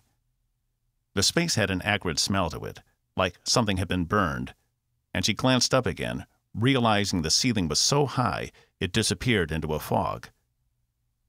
Was the ship so large it generated its own weather inside? "Over here," Dalthar said, indicating a chamber with an indentation identical to the shape of an Athru. The guards kept their weapons on her, indicating she should do as he said. "What's this?" Evie asked. "It is a reconstitutor. It will seek out all your human attributes and destroy them molecule by molecule, leaving only the Athru. It will then reconstitute you from scratch into the being you were meant to be." "Wait, what?" Dalthar glanced down at her. "I'm not willing to give up on you yet. There is an Athru in there somewhere, and if I have to go inside and rip it out, I'll do it.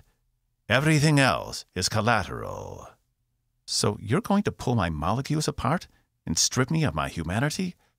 "Not just your body," Dalthar said. "We'll scan in your mind and remove everything human, everything that wasn't a product of your mother's genes. Once all those thoughts and beliefs are gone, I believe we can extract the nascent Athru personality you said you killed." Evie shook her head. "Not happening. Dagnya is dead, forever. She's not coming back." Even though deep within her mind she knew it wasn't true. "That's not what our scans of you indicate," Dalthar replied. "She's in there somewhere. Perhaps you think you killed her, but all you did was suppress her. You've done nothing but prolong the process. And maybe you'll lose some of your new attributes, such as your enhanced strength and speed. But at least you'll be a decent being." "Decent beings don't commit genocide," Evie snarled. "I agree. They don't. We're not killing off the entire human race, just the obsolete part of it. Like a vestigial tail, we don't need it anymore. It's lost its purpose." The guards indicated Evie move toward the machine, but she stayed put. "I'm not getting in that thing. I'd rather you kill me than be turned into some monster. Rockron already tried that on me once and failed. I'm not going back." "Rockron was nothing but a simple clerk, with no tools at his disposal. He did the best he could with what he had, which admittedly was very little. You were never supposed to reach Heskal. We never would have predicted you'd ally with the Sil, use their technology to your advantage. But things are different here. We have the capability to turn you into whatever we want. Dalthar stepped back, indicating to the guards to force her inside. One made the mistake of reaching too close to Evie, and she yanked him forward by the weapon, and before he could fire, wrenched back and threw him as far as she could. He landed with a thump 20 meters down. Stop, Dalthar said, holding up his hand to the rest of the guards. Get her in there, but don't kill her. We've already had enough losses for today. Something not going your way? Evie asked. Dalthar scoffed. You don't know, because we haven't allowed you to be close to any windows. But your friends have arrived and are currently facing a losing battle against our forces. It will only be a matter of time before they either retreat or are annihilated. They're here, now? Evie asked, looking around as if she could have found a way to see outside. But they were deep in the bowels of the ship somewhere. He might be lying to her to try and catch her off guard. Sure enough, as soon as she glanced around, 2 more guards approached and tried pushing her back into the machine. As swift as she could, she hit them both dead center in the face, causing them to crumple into piles on the ground. She didn't know if they were dead or not, and she didn't care. I told you, I'm not getting into that machine. This is exactly what I'm talking about. This foolish stubbornness, this infantile display against insurmountable odds, Dalthar said. Humans love playing the hero. He grabbed a weapon from one of the guards. It detached easily. I am done with heroes. Now get in there, or I will kill you, and will hope the reconstitutor can bring you back before it's too late. Evie scanned her surroundings, looking for a way out. She didn't see one, but if Cass and the others were here, it meant she needed to use the ship's weapon, and now. The longer she waited, the more of a slaughter it would be. Why hadn't Sesster warned her? Had he lost his ability to communicate with her? Stepping into the machine was certain death, at least as the person she was. But getting herself killed didn't help her cause either. She needed a miracle. Sir, it looks like some of the Sill ships are already in retreat, Zal said. You've got to be fucking kidding me, Cass said, running over to his station and inspecting the feeds for himself. Sure enough, the counter showed at least 10 Sill ships had already left the battlefield via their own undercurrents. Some are still putting up a fight, but it may just be long enough to clear some space for them to leave, Talia added. It's not clear what their strategy is. These ungrateful bastards, Cass said, seething. We gave them a way to win this, and their solution is to run away with their tails tucked between their legs. Sir, the Space Wings are reporting they've managed to disable all 5 of the previously pursuing ships, Talia said. Great. Cass slumped back into his chair. A tiny victory was something. But until Evie blew that planet, there was nothing they could do except watch all their allies run away. Pick them back up. I want them to be on board in case we need to do a short jump to the other side of the system. Aye, Rond said. How should we proceed? Hank asked. Zal, try to get the sanctuary back on the line. Maybe I can convince them. I'm sorry, sir. They've blocked incoming transmissions. Cass slammed his fist down to the armrest. These fucking idiots! Not even Zenfor could get through to them now. But, Zal said, I am receiving a transmission from one of the local ships. They have committed to seeing this thing through with us. Cass glanced up. Really? Why? I couldn't say. They have just transmitted we can count on their support, for as long as they last. Cass shifted in his seat. That's something at least. Please transmit our gratitude. Zal nodded. What was taking Evie so long? Did she even know they were there? Was she even still alive? Cass focused hard, thinking about Sesster, calling him into his mind. He had to find a way to get in contact with her if there was any chance of salvaging this. If she could destroy Earth, the resulting gravity distortions would disrupt the entire system and give them an edge. The Sill might not be so willing to retreat after that. But even if that were the case, the other half of the fleet wasn't coming, and without those additional reinforcements, There was little chance they could win in a numbers game. They needed something that could tip the scales. Cass closed his eyes and prayed for Sesster to answer. But there was nothing, and the battle was still raging on. "Orders, sir?" Talia asked as they approached the fray. Cass's eyes snapped open. They couldn't wait on Evie, not any longer. This called for something drastic.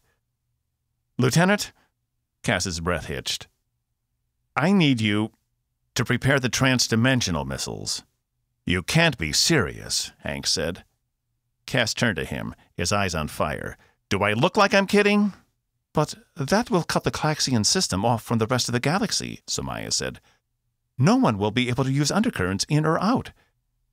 And it will open up another orifice to those creatures." "I know it," Cass said, surprised by the edge in his own voice. "I can't let you do it," Hank said. "It's not. What do you propose we do?" "Hand over everything to the Athru?" Cass asked. "Most of their forces are concentrated here. If we use the transdimensional weapon, they are stuck here. It won't matter if they can obliterate worlds. They won't be able to use faster-than-light travel. And," he turned to Talia, "how wide is the terminus shock?" "A little more than 1 light-year minimum," she said. "Which means it would take them at least 40 years at sublight speeds to even get out of the system," Cass said. "Not to mention, they hate those creatures. Let them focus their energy on something more powerful than they are for once." "And it would take close to 10,000 years for space to repair itself, to use undercurrents again," Hank argued. "You can't do that to one of the founding worlds of the Coalition." "I don't see another option," Cass said. "Because if we do nothing, they'll only continue to build up their forces. At least this gives us more time to combat them." "It's not a solution," Hank yelled. "It's the best we've got. Lieutenant, arm the weapons." Cass took his seat again. "Are all the Space Wings back on board?" "Yes, sir," she replied. "Caspian," Hank said in a low voice, taking his seat beside him, "I have always supported you. I think you're a man of high integrity. But this is unconscionable. You're willing to cut off the Calaxians from any further contact with anyone else in the galaxy, perhaps for good. And what about the Val on Valis orbiting Hathor? What happens to them?" "Hank, there's no perfect solution here. We had a plan A, and it fell apart. I don't even know if Evie is still alive. A long time ago, I made a judgment call that ended up getting a lot of people killed, even though it was the right thing to do. This time, I'm making the hard call. The Calaxians and the Val will be stranded, yes. But the Athru will be crippled. And with most of their forces here, we can pick off the rest, drive them from Coalition space. It's either that, or submit to them. From my conversations with Asil, I don't think we'll be allowed back into their good graces. We're out of options." Hank sat back, disappointment on his face. "Rond, keep us out of the main battle lines. I want to launch that missile right at the main city ship," Cass said. 2 minutes until it's ready," Talia said. Cass had an urge to laugh. What was once so forbidden had almost become routine. Had it not been for Zenfor, they wouldn't even have transdimensional weapons on board. But she'd helped them build a small arsenal, back when it was the only weapon that worked against the Athru. "Shit!" Cass said, jumping from his chair. "What?" Hank asked. Cass ran to the hypervator. "Don't fire until you hear from me," he said, pointing to Talia as he stepped on the lift. "Aye," she said, looking somewhat worried. "And River, I need you to plot us a course as close to Calaxia Prime as you can get, and step on it." "Sir?" she asked. "Just do it." The doors closed on him, cutting him off from the bridge. "Sick bay," Cass yelled at the computer. He tapped his comm. "Box?" "Yeah, boss." "Is Zenfor awake?" "No. I had to sedate her again to let her heal," he said. "She'll be awake in another 2 hours." "We don't have that long," Cass said. "Wake her and prepare to move her to Bay 1. I'm on my way down." "What?" "I can't move her until the cycle is complete. She's hooked up to stuff. Then unhook her and get something portable." "I swear to Core, Box, do not argue with me. We are out of time. No games." Box must have heard the desperation in his voice.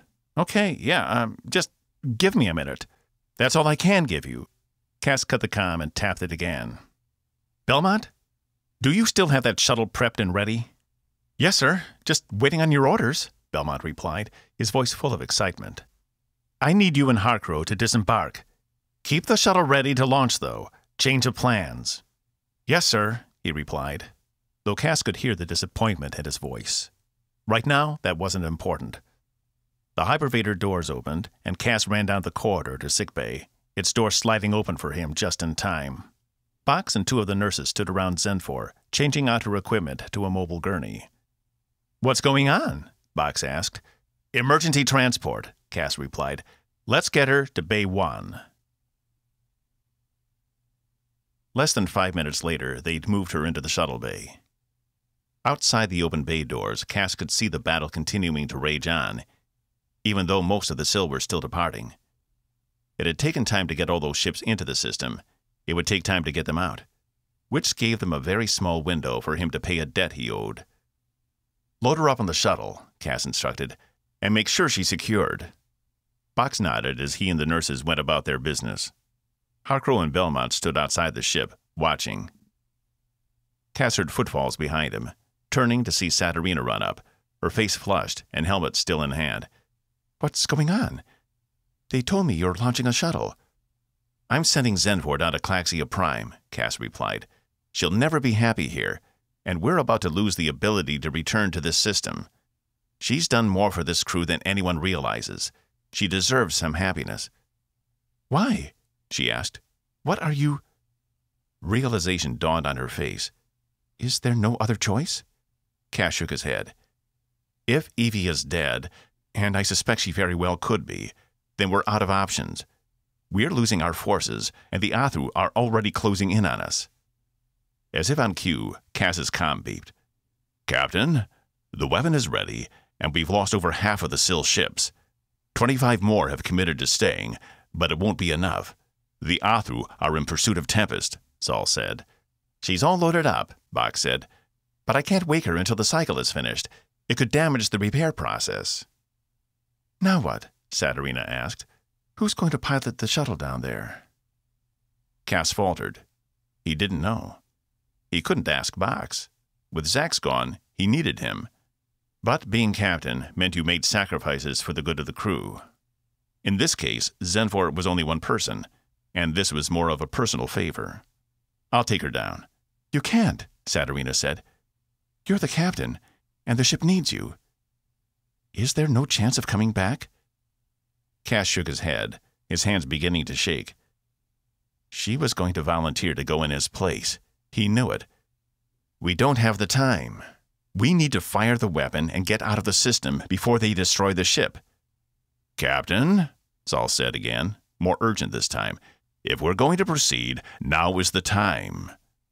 I'll go, Saturina said, tossing her helmet to the side and climbing into the shuttle. Saturina, Cass said, reaching for her, then pulling back. It's okay, she said. You're right. She deserves this. And I've heard good things about the Claxians from Riot. It's a good place to settle down. I can't ask you to make that sacrifice. What about... He cut himself off. It's the right thing to do, isn't it? She asked. He nodded. Box stepped out of her way and descended with the nurses. But Cass noticed Box didn't take his gaze off her. I've included instructions for Zax to help her continue to heal, he said. It's all there on that device. Saturina gave him a terse smile, her eyes going misty. Cass had never seen her cry before, and he couldn't help but think back to Susanna and Griffin. He had a shitty track record in the shuttle department. A shock wave of emotions hit him all at once. He didn't want to let Saturina go, but he didn't see another choice, not if he wanted to do right by Zenfor. Captain, Saul said. Cass winced, glancing at Saturina, then at Box again. Outside the bay, he could see the bluish glow coming from Claxia Prime's rings. I'm on my way, Cass said, biting back his emotions. Saturina put one hand up and mouthed, bye. Cass did the same, then turned and ran out of the bay, passing the rest of the Space Wing pilots who'd gathered to see what was going on. Cass couldn't watch her leave, not after everything they'd already been through. It was too much. "Hold your fire, Zal. Wait until I get back up there." "Sir, they're converging on us. Rond doesn't think—" "Hold on, just a minute longer." Cass wiped his eyes and took off toward the closest hypervator, forcing himself inside without looking back. At least she would be safe on Claxia. Once they detonated the weapon, the Athru's attention would be focused on the creatures that came from the tears between dimensions. It would give Saturina and Zax enough time to get into hiding with the other pockets of humanity still on Claxia. It wasn't an ideal life, but it could still be a full and satisfying one, as long as the Athru never came looking for her. He shook his head. He couldn't take responsibility for her actions. She'd made the choice. She knew the consequences, but that still didn't make him feel any better about it. The hypervator doors opened back up on the bridge, and Cass stepped out. "Status," he said, trying not to let his voice crack. "The shuttle is away, headed for the surface," Zal said. "We have 60 Athru ships headed our direction," Talia added, "with more on the way. Estimate is 20 seconds until they reach us. The Sil are doing their best to distract them, but losing ships quick." "Rond, get us to that city ship fast." Rond turned in his seat. "Are you asking what I think you're asking, sir?" Cass nodded. "Inter-system undercurrent. River, I know you can make that calculation. Do it quick." "Yes, sir," she said confidently. Her fingers moved as if they had minds of their own, inputting the specific coordinates. "Goodbye, Saturina," Cass thought, as he watched the shuttle enter the upper atmosphere of the planet. Only a few more moments, and she'd be safe.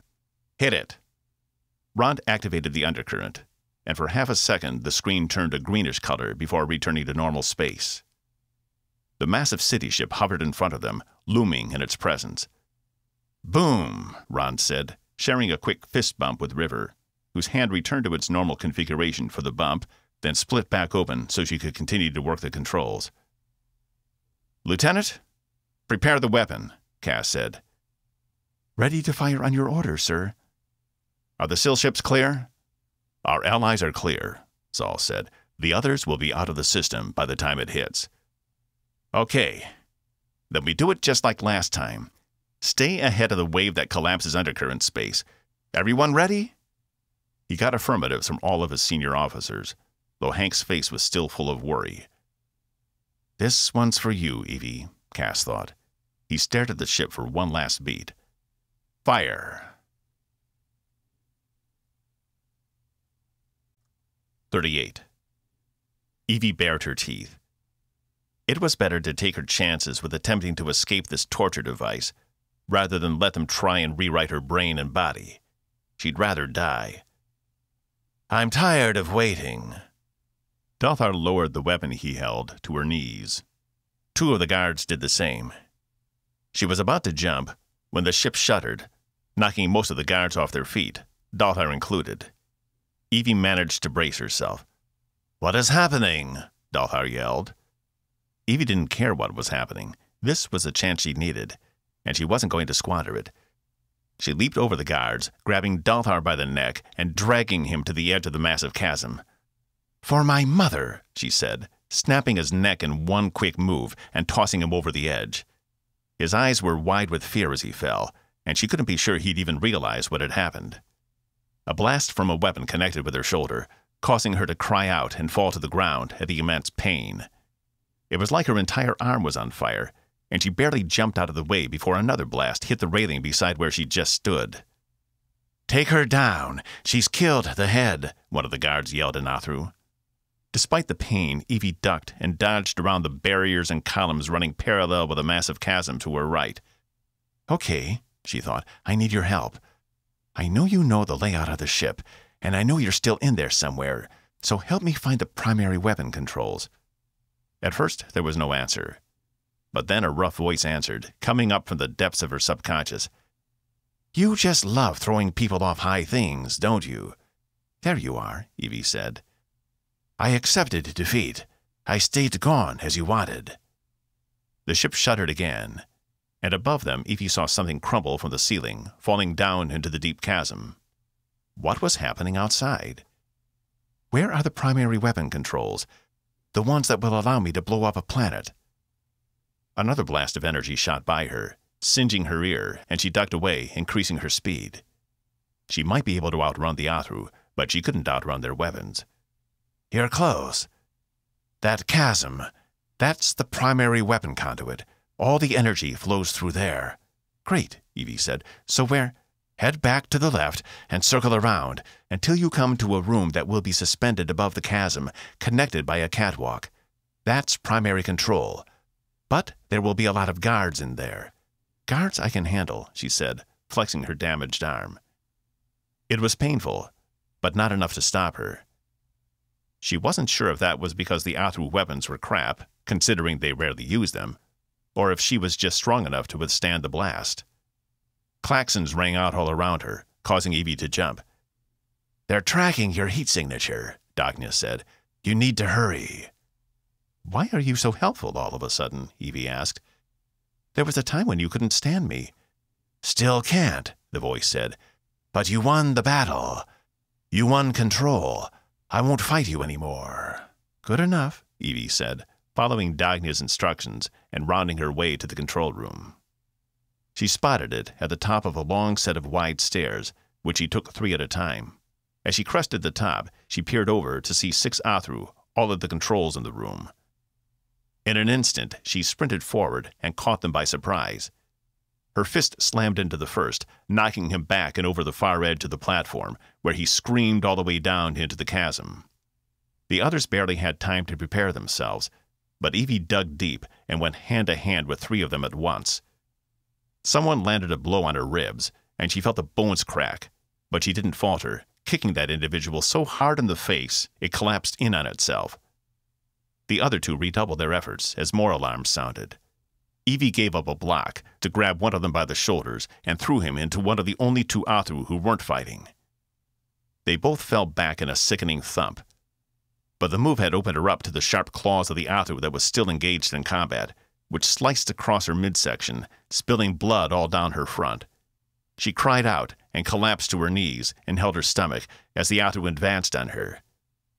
When he moved to swipe again, she blocked it, wrenched his arm back until it broke, then pushed him away from her into one of the consoles. Just as he turned to fight again, she put all of her power into one last punch, snapping the Athru's neck with the force of the blow. Before he could fall to the ground, she tossed him over into the abyss. Only one Athru remained, watching her from his station. She stood calmly and walked around Evie, giving her plenty of space, and descended the stairs, disappearing into the ship. "Okay," Evie said, confused. Though it reminded her what Cathal had said. Not every Athru was a fighter. But that didn't matter now. He'd betrayed her, and this whole endeavor had felt a little too much like when she'd been brainwashed on Heskal. She had to double-check to make sure Dagna hadn't shown her another false vision. "No tricks this time," Dagna said. "Good thing." Evie winced as she picked up the remaining Athru and tossed them over as well. It took an extra minute, but she needed to focus and couldn't do that if there was a possibility of being stabbed in the back. "Now, how do I activate this weapon?" "You're really going to do it? Destroy the humans' home planet?" "It was part of the arrangement," she replied. "It's how we stop your people." "Very well. First, you have to unlock the receivers. That will allow the ship to pull energy from nearby ships to consolidate." Evie listened to the instructions, and despite the wailing klaxons, managed to follow Dagna's lead to prepare the weapon. She was just about to input the final sequence when the alarm stopped sounding. "Thank Core," she said. "They've been giving her a headache." "I'm not sure if you know what you're doing or not, but I'd advise against it." Evie turned to see Dalthar standing at the top of the stairs, his hands clasped together in front of him. "What the? Didn't I kill you already?" "You think I've survived hundreds of thousands of years by being stupid?" Dalthar asked. "I've just finished explaining to you we have the ability to copy minds. What do you think we use that technology for?" "You're a clone," Evie said. "And you are very stupid. Whatever you think you're planning on doing, don't. Not only do my men have 100 different weapons trained on you from places you can't even see, but it won't be successful. The ship has been damaged." "By what?" Evie asked. "Your friends have used a trans-dimensional weapon." The ship shuddered again, as if to confirm his statement. "A portal is forming in the middle of the ship. I've ordered a full evacuation." Evie laughed, but it hurt her stomach, and more blood seeped from her wound. "A trans-dimensional weapon? That's brilliant. And now you're stuck here, aren't you? It will take decades to leave this place now without faster-than-light speed." "They did it. They beat you." Evie slumped back. "Oh, yes, they're very clever," Dalthar said, not impressed. Evie frowned. Something was wrong. If Tempest had really used a weapon like this, Dalthar should be scrambling to get his people out of the system, or as far away from the ship as possible. Even if he had clones, why would he be standing there taunting her? "He has a trick card, something he's not revealing," Dagnya said. "What's really going on, Dalthar?" Evie asked, staying close to the controls. His eyes flashed. "It is no concern of yours, hybrid," he spat. "Now move, or be shot." Evie searched the surrounding area, seeing no other Athru, or at least none that had taken up positions anywhere around her. Those that she could see were scrambling in a dozen different directions, panicking at the thought of the ship being torn apart by an interdimensional portal. "Scan the system," Dagnya said. "That control there. See what's going on." Evie did, tapping the control to give her a readout. It confirmed the detonation of an interdimensional weapon, which had collapsed traversable space. But the Athru ships hadn't taken any action to try and leave. They were staying close to the city ship, which itself was moving closer toward Earth. She remembered Esturfa saying something about the Athru having faced down the interdimensional creatures before, how they'd managed to contain them. She performed another scan of Earth, on a hunch. Evie gasped. "Move," Dalthar said, but there was panic in his voice, fear even. According to the information translated into her mind via Dagnya's capabilities, Earth had been terraformed into some kind of interdimensional lens, capable of collapsing not just one tear, but all of them throughout known space. If the Athru could collapse every tear, it meant they would be unstoppable, and the Tempest's efforts would have been all for nothing. She glanced up at Dalthar, her eyes wide, and saw him flinch. "Do it now," Dagnya said. Dalthar lunged for her, and Evie input the final firing sequence for the primary weapon, aiming it at Earth. Just as Dalthar grabbed her, sending shockwaves of pain through her body, she confirmed the final sequence, and the entire room began to rumble. "No!" Dalthar yelled. The shaking in the room grew stronger, and the entire area was filled with a growing din of noise. "You stupid, stupid!" Evie shoved her palm into his face, causing him to fall back, holding his nose and upper lip as they gushed blood. Red blood, she happened to notice. Evie crawled to the control booth and looked over the edge as a massive beam of energy filled the entire space, cradled on both sides by the chasm. She could only assume this was the planet-killing beam of energy she'd seen destroy Bulak and its stars. The same beam that had destroyed Hypaxia and Mishtaka. The weapon that gave the Athru all their power, now being fired at humanity's home. But not really their home. She crawled over to the status indicator and watched on the edgeless monitor as the beam impacted the center of an Earth she no longer recognized. Slowly, the planet formed deep, fissured cracks, glowing hot orange. And as flame and fire began to engulf the surface, the pieces began to break apart, large and small, until the entire planet had shattered like a globe of glass. Balls of fire were ejected in all directions, and Evie could only hope Claxia Prime was far enough away they wouldn't see too much damage. But the closest pieces started impacting the ship, causing it to shudder even more. "You fool," Dalthar said, his voice nasally and wet with blood. "We could have stopped it.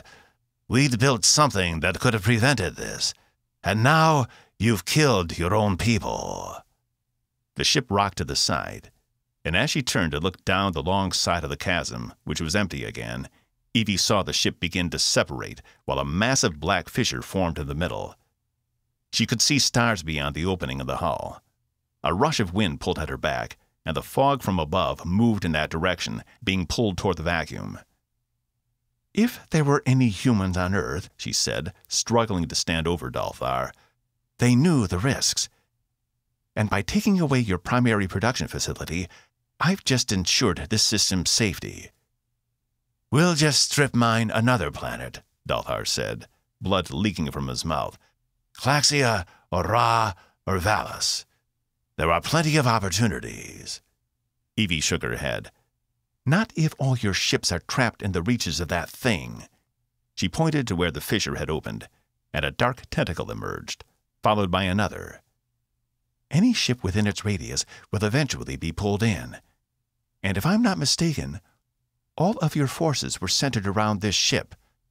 "No matter," he replied, but she could see the fear in his eyes. "There are still plenty of Athru ships outside of this system. Enough so we will survive." "But none with clones of you, I'm betting," she replied, "or the people who started this war. Those are all just people out there following orders. What happens when the orders stop coming?" She winced, still holding her wound. When she glanced down, she realized she was losing an alarming amount of blood. "At least," he said, his voice growing weak, "I get to take you with me." The ship listed to the side, the stars beyond turning as it did, though the internal gravity kept them in place.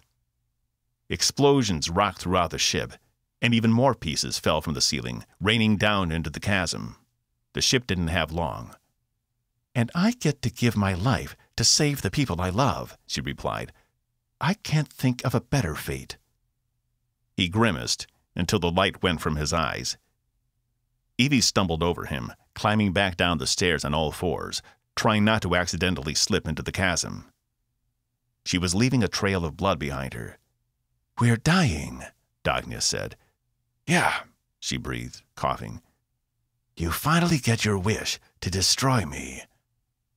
"I guess so." Evie pushed up on the handrail, using it to guide herself back down the way she came. No one was paying any attention to her anymore. They were all running past, trying to save their own lives. "What are you doing?" "I need—" She thought she might be able to escape on a support craft of some kind. But with no more undercurrents, she was stuck in the Claxian system.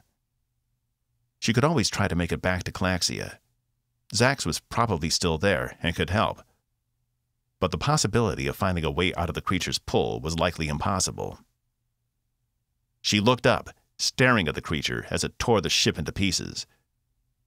The breeze picked up as more air was sucked toward the opening, which had now expanded wide enough so Evie could see parts of the ship had separated from each other. It wouldn't be long now. She slumped back down, sitting with her back up against the railing as Athru panicked all around her. "I need to rest," she finally said. "At least you're not alone." Evie tried to laugh, but it hurt too much. Instead, she reached up and undid the bun she'd pulled her hair into. She ran both hands through it, shaking it out for the last time, then leaned her head back against the railing. She thought back to all her friends on Tempest, and all those who still considered her an enemy. She'd never started out to be anything other than a good officer. But at least she could say she'd made an impact, and hopefully her actions here made up for her terrible mistakes back at Heskal. "I'm sorry for that, by the way," Dagnya said. "It's not like—" Evie coughed. She tasted copper on her tongue. "You to apologize. I think being around my ancestors has rubbed off on me. If we can change your mind, maybe it's not too late for all the other Athru out there," Evie said. She was finding it harder and harder to breathe. "But I'll leave that in more capable hands." "I think you have done right by all those you've lost. All of them would be proud of you." Evie nodded, her breathing becoming heavier as the wind picked up and the ship shuddered again. At any moment, they'd lose artificial gravity, and she'd be sucked out into nothingness. But by then, she'd already be gone. That was okay, she thought. Not a terrible way to go. At least she got to see the stars one more time. Her eyelids became heavy, and she could feel consciousness fading. "Here we go," she finally managed to say, before slipping away. 39. Cass held his head in his hands. Just after launching the missile, they'd managed to ride the edge of the system before the effects caught up with them, thanks only to Zenfor's technology. He almost wanted to fire 3 more into the system, just to give the Athru that many more creatures to deal with. But the good news was many of their ships had been focused around the city ship, and thus would be caught in the creature's pull, just like Tempest had been back at the XL Nebula. One thing was for sure. It was the end of intergalactic space travel for the Athru in that system. An end to their planet and star-killing weapons, and an end to all the death they'd brought. He just hoped Saturina had made it safely. "Sir?" Zal said. Cass looked up. "Long-range scanners report Earth has just been destroyed." Cass shot up in his seat. "What? How?" "Seems to be a blast from the primary ship before it succumbed to its damage." "God damn it," Cass said. "She's still alive. We have to go back." "We can't, sir," Hank said. "Even if there was a possibility she was still alive, we're stuck outside the system, a full light-year radius. There's no way we could get to her." "Also," Zal said, though he was hesitant, "I'm showing the interdimensional tear has consumed the Athru City ship. If she was on it—" Cass slumped back down in his chair. They'd escaped virtually unscathed, destroying their enemies in the process. And all it had cost him was 3 people he cared about. Perhaps that was the true meaning of being captain, being willing to take the losses so no one else would have to. But still, it didn't make him feel any better. "And, sir?" Cass looked up. The rest of the bridge crew were sneaking glances at him, probably trying to figure out how much stress he could take before he cracked. Samaya's eyes were full of pity, which part of him was grateful for, and another part of him hated. "Go ahead." "We're receiving a transmission from the sanctuary." "You've got to be kidding me," Cass said. "I am not," Zal replied. "Where are our allied ships?" he asked. "Still with us. 19 made it out of the system." Cass furrowed his brow, then made a motion with his hand to allow the transmission. On the screen ahead of them, the image of Draxil appeared again. "Captain," he said. "I thought we weren't to have any more contact," Cass growled. "The evidence suggests you have not only stopped the Athru threat, but you also destroyed the Athru's ability to counteract interdimensional weapons. It was not a feat we thought possible." "What?" Cass asked. "What ability?" "When our ships entered your system, they scanned the 3rd planet, the terraformed one." "We called it Earth," Cass said. "Our intel indicates the Athru have been busy. They had converted the planet into a lens that could close all of the interdimensional tears at once. Those tears are so deep, it would take the entire force of a planet to focus that much energy back into repairing the space-time continuum. It is the reason none of our ships used any transdimensional weapons in the battle. We knew they would be ineffective." "She did it," Cass whispered. He hadn't even realized the Athru could have countered them. But he should have figured. Especially since Tempest had already used those weapons on them once before. Somehow Evie had finished the mission anyway, saving them all. "It also seems your situation has caused something of a split among my people." "You mean the ships that stayed to help, regardless of your orders," Cass replied. "Yes," Draxil said. "My people have some discussions ahead of us. The loss of 60 ships, almost 2,000 souls, though many escaped into the space beneath before it was too late, and the defection of another 25 was not something we anticipated." "Will they be judged?" Cass asked. "Undecided. But I should tell you we destroyed the other coalition ship once the Sargan deception was discovered. There were no survivors." Cass couldn't blame them for it, and he didn't suspect there were any other humans on the ship anyway. Rutledge had been the only one he'd ever seen, the rest being species from all over the Sargan Commonwealth. "I'm sorry for your losses," Cass said. "Had your ships just listened—" He made a dismissive noise. "Given these developments, and the fact your species has shown promise, I've been authorized to open a formal dialogue with your people," Droxel said. "However, you are not to re-enter Syl territory. We consider our space sovereign." Cass couldn't tell if that was good news or not. At least he could be reasonably sure they wouldn't be fighting another war on the second front. "But perhaps, in time, that will change," Droxel added. "I hope so." "Then we will speak again soon," he replied. The comm ended, and the view screen went back to normal. "The Syl ships following us have changed course," Zal said. "Back toward Thyslea." "What the hell was that?" Cass asked. "An invitation?" Samaya offered. "Or maybe just a first step," Hank said. Cass shook his head. "If only they'd stepped up sooner. Maybe we wouldn't have had to pay such a high price." "There's an old Untuburu saying," Zal said.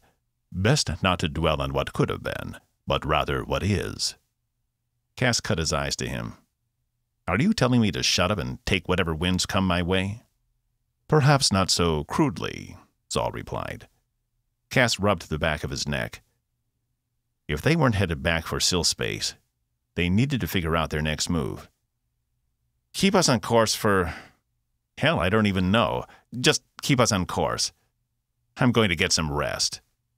He stood, walking over to the hypervator. He wasn't even sure what they should be doing. He should be celebrating. They'd just beaten their worst enemy.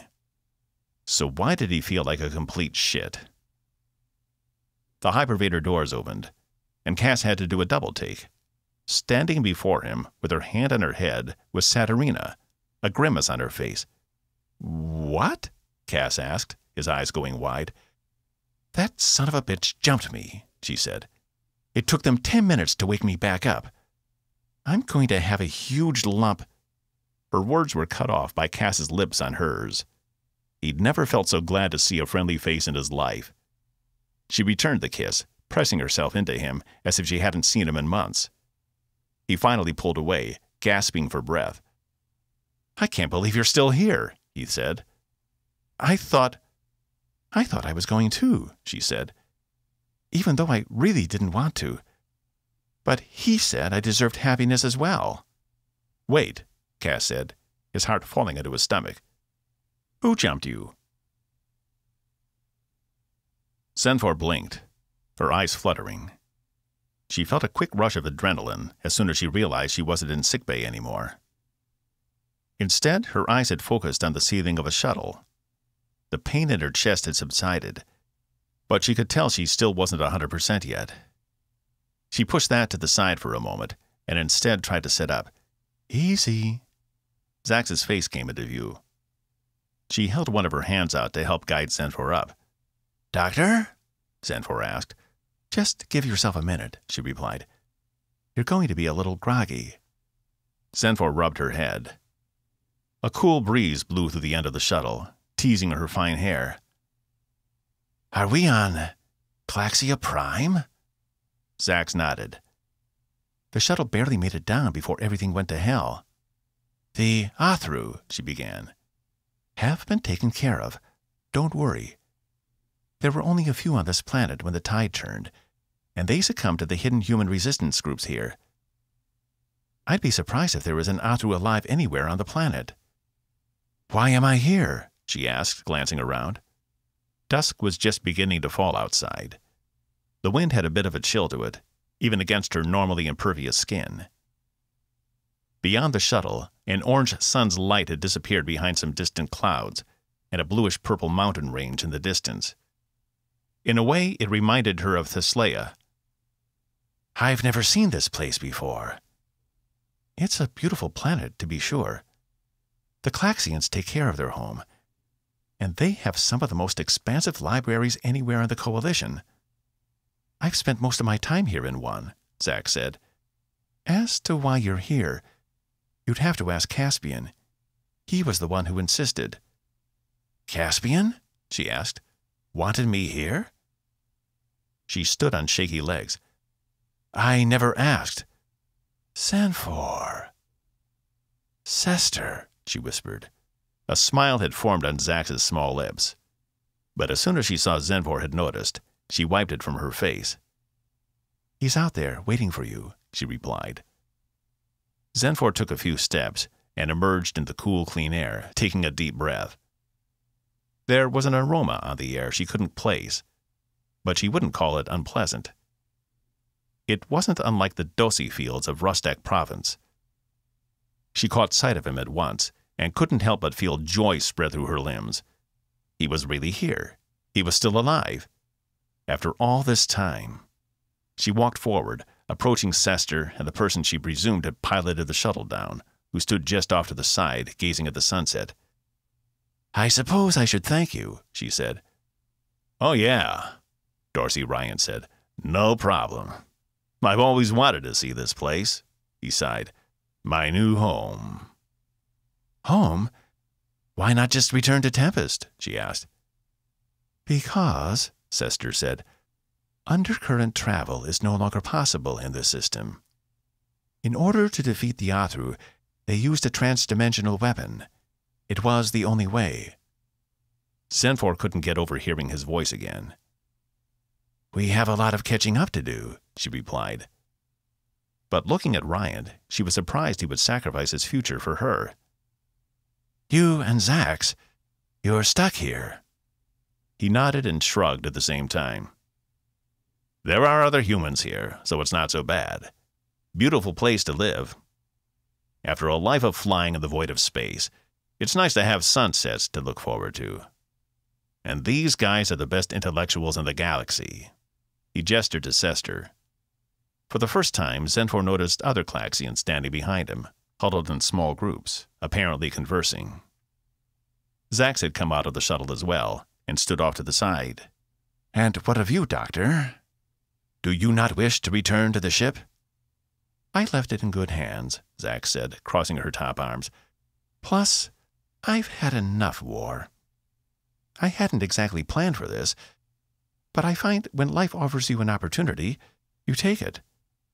Yaks-Inax are naturally curious people, and there's a whole world's worth of information to discover here. I just need to find a translator. I'm sure we can work that out, Doc. One of these humans has to be receptive to them, Ryan said, clapping Zax on the back. She forced a smile and inched away from the jubilant human. Zenfor turned her attention back to Sesster. You came to me in a dream. I did. I hope that wasn't too forward of me, he replied. I am grateful you are alive, and that we have this time together. He drew closer to her. So am I. When you're ready, I can show you a place where you will find absolute solitude, free from the burdens of others. Zenfor glanced around. It seemed like a beautiful place to live the rest of her life. That will be nice for a while, but perhaps not all the time. Sesster didn't need a face for her to know he was pleased. She could feel it. You have other things in mind? He asked. Perhaps, she replied, but there is no rush. For now, let us enjoy our time. 40. Not too long ago, Cass said, standing on the dais in front of 80% of the crew of the Tempest, someone told me when they died they wanted to be returned home. At the time, I didn't think anything of it, because I never considered any one place my home. I may have been born on Earth, but I've spent most of my life on one side of an imaginary border in space or another. He shot a glance at Saturina, smiling from the front row, box right beside her. He'd performed a quick check to make sure she hadn't sustained any permanent damage from when Ryan had stolen the shuttle from her. Apparently, the man had literally jumped into the shuttle, knocked her out, and then tossed her into Box's arms as the door was closing. There hadn't been time for anyone to do anything about it. But today, I think about that conversation differently. We all do. Most of us in this room had descendants that originated from Earth, and now we must face the fact that it is gone. He paused, looking at the casket situated beside the airlock. The last time he'd been in this room, he'd been unable to speak, unable to articulate what loss meant to him. Captain Cordell Green was the best the Coalition had to offer. He was what we all aspired to be, a model Coalition citizen. But he never knew the truth, that the planet he called home wasn't the place where our people originated, that it was a lifeboat, a saving grace gifted by the Klaxians over 3,000 years ago. And when I think back to his request, I can only hope he'll forgive me for committing him to the stars instead. Out there somewhere is a world that birthed the human race, a world long lost to history. So it seems fitting that in returning him to the stars, in a way we are returning him back home, to a place none of us have or will ever see. There were a few nods among the audience, and some tears from some of the crew that had been with the ship from the beginning. Tyler looked especially misty-eyed. We do this in the hope that he will find his way home one day. The entire congregation stood, performing the Coalition's salute, all at the same time. Box's metal hand on his chest clanged through the cavernous room. Captain Cordell Green, may your journey beyond be helmed with a steady hand, a vigorous heart, and a sharp mind. Cass nodded to the color guard, who guided the casket to the launcher and ushered it through, pulling a tattered Coalition flag from the top as they did. They folded the flag gingerly, then returned to their original positions. Out the window, the casket floated in the vacuum of space a moment, then took off with a flash, having been outfitted with a miniature undercurrent generator, courtesy of the engineering team. It wouldn't last forever, but it was one hell of a last ride. Everyone lowered their hands and faced Cass again. For the first time in our known history, we have to stand on our own 2 feet. No longer do we have the safety net of the Klaxians, and our allies are scattered and afraid. But we're not going to give up. The Athru tried to take something essential from us, and they failed. It is up to us to rebuild our Coalition and avoid the mistakes of the past. He glanced across the room, staring into the faces of these people who had become his friends, his family, sensing that it was their diversity that gave them their strength. Untuburu, Bulak, Dorsai, Robot, Human. They all complemented each other. Knowing our future is in your hands, the hands of this incredible crew that has withstood and persevered through so much, I have to believe Captain Green would be proud. Thank you all for coming. Everyone began to file out, but the senior staff stayed behind. Zal, Cass said, heading over to the Untuburu, who stood beside Samaya and Hank, speaking in low tones. I enjoyed your speech, he replied. It was very optimistic. Did you get in contact with the High Priestess?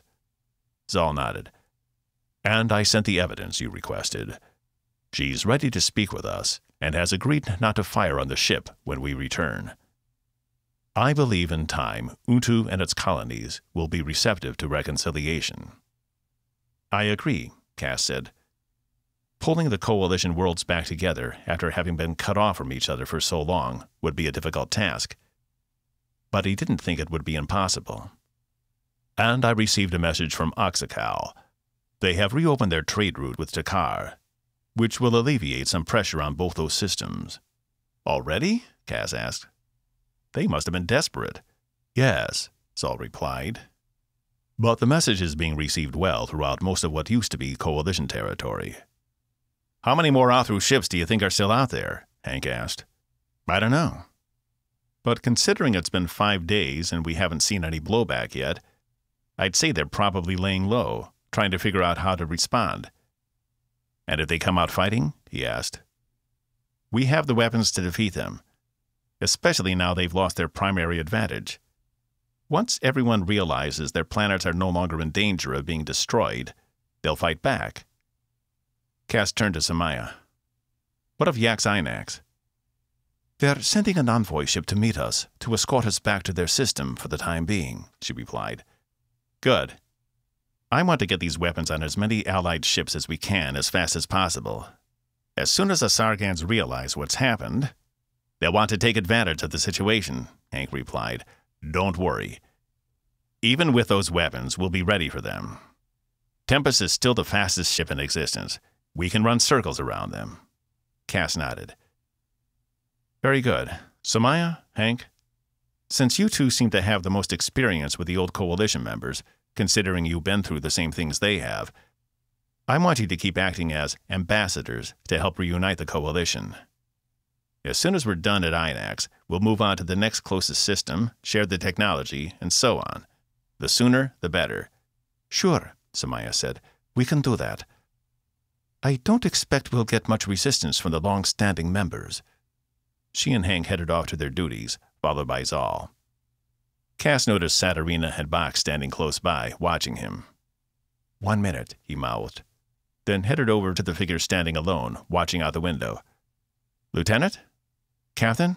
Tyler replied, his arms crossed. Everything good? Ship is working better than ever, he replied, thanks to Zenfor. Cass faced him. You're upset with me for sending her to Claxia Prime. Tyler's chest rose and fell, but he remained silent. You two have become close friends. He scoffed. She could have been happy here. Things were good.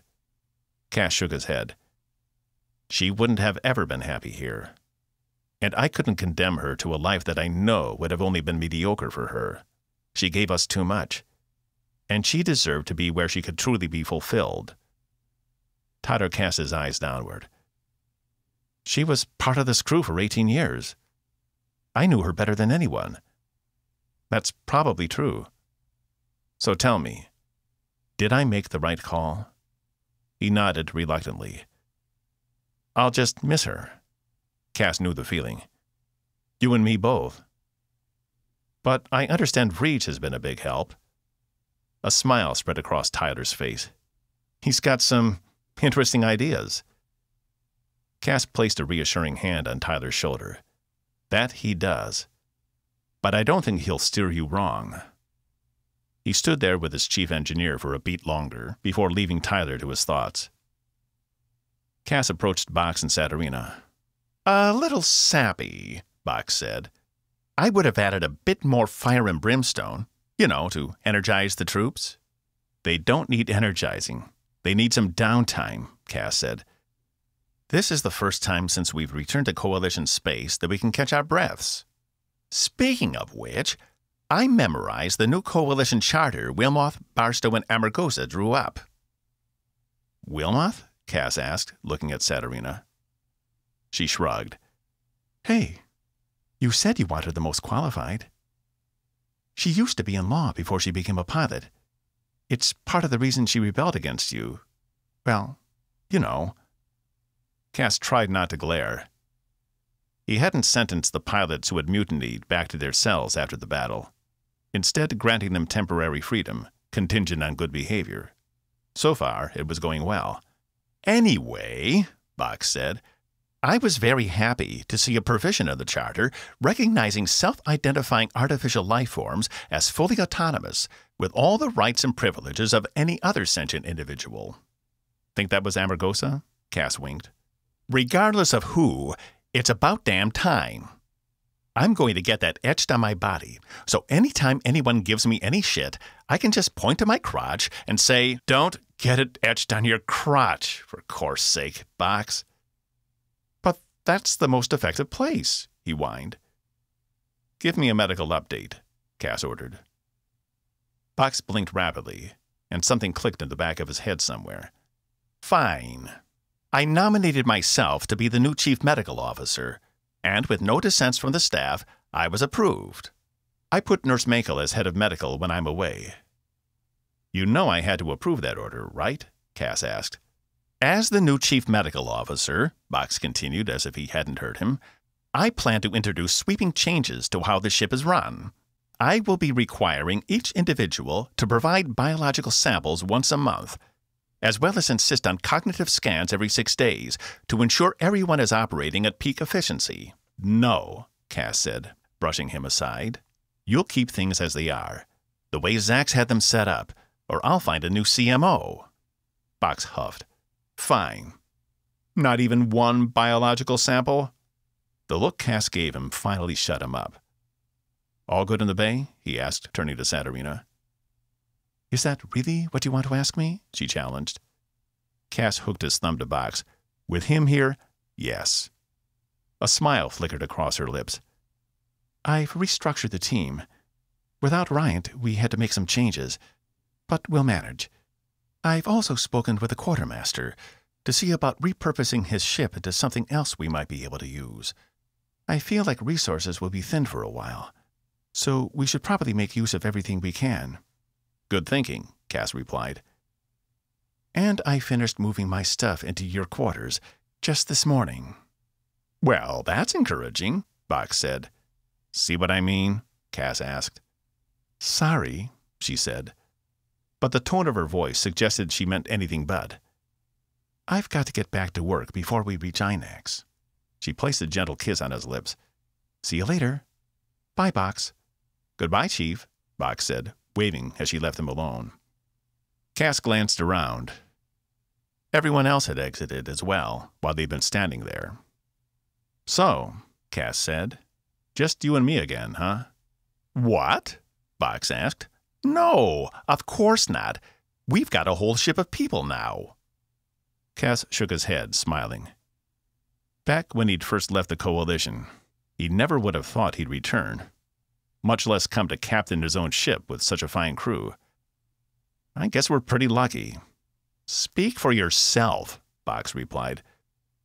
What you call luck, I call fate.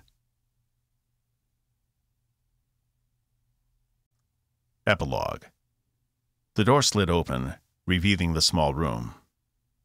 Above the desk sat empty hooks, where a sword once hung, and the bed was still a mess from the last time it had been slept in. Cass took a moment, staring at the room as if somehow it might be able to offer some insight into its previous occupant. But it was just a standard room, a space where a life had once been lived.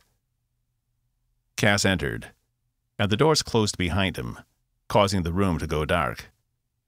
He watched the stars out the window beyond, bathed in the green of the undercurrent, before he turned on the lights. Officially, he'd come back to Evie's room to pack it up, so they could use the space for future crew members transferring over from INAX. He'd been pleased with how well the negotiations had gone, and how quickly the ex-INAX had agreed to rejoin a new coalition, even without the Claxians. They'd had the same response from Untu, and Zal was already on his way back, being escorted by the USCS Winston. Things were coming back together. Cass took a seat in the chair beside the desk. And it's all thanks to you, he said to the ether. None of this would have happened if it weren't for your determination and grit. He didn't know why he was speaking aloud. It wasn't as if anyone could hear him.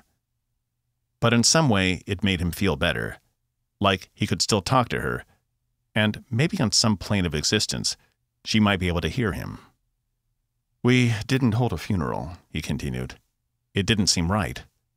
So we threw a party instead.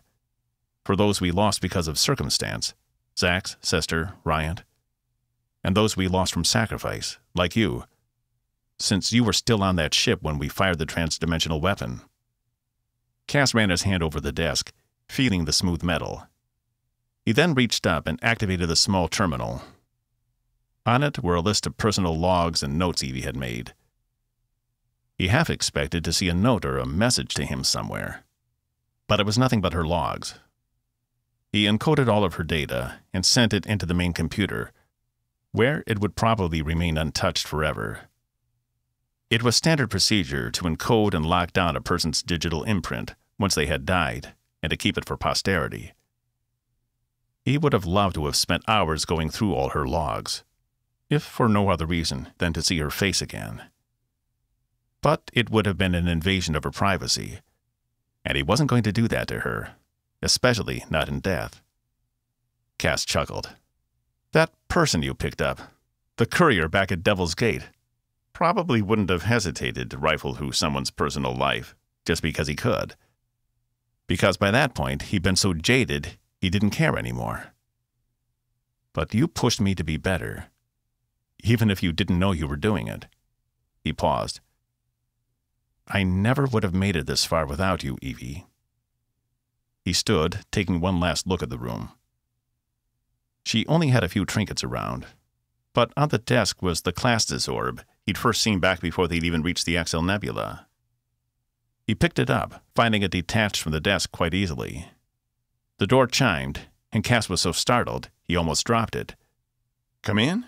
"Hey," Saturina said. "Still packing up?" It was a little harder than I anticipated.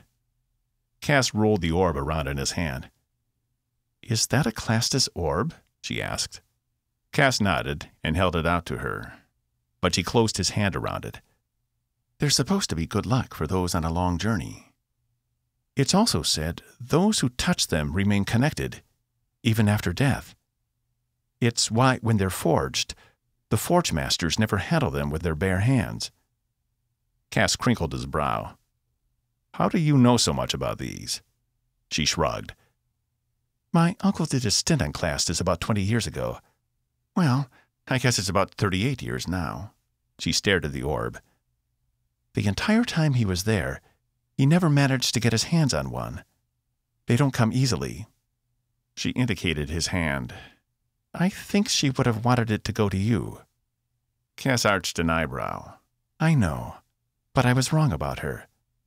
I was too engulfed by what she did on Heskal, what the Athru controlling her did, to see the person underneath.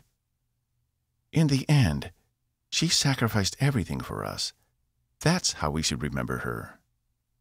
"I wish she could see this," Cass said. "The reunification of the Coalition. All of it coming back together to be better than before. A coalition without all the subterfuge and deception." "If we can keep it that way," Saturina said. "We have to," Cass replied. "Otherwise, we'll be doomed to face the same fate yet again." He stared at the orb in his palm. "But I have to believe, after all of this, we have finally learned our lesson." He smiled at her. "And I'm excited to see what the future brings." The end. This has been Infinity's End. Infinity's End, Book 9, by Eric Warren. Narrated by Larry Gorman. Copyright 2020 by Eric Warren. Production copyright 2021 by Eric Warren.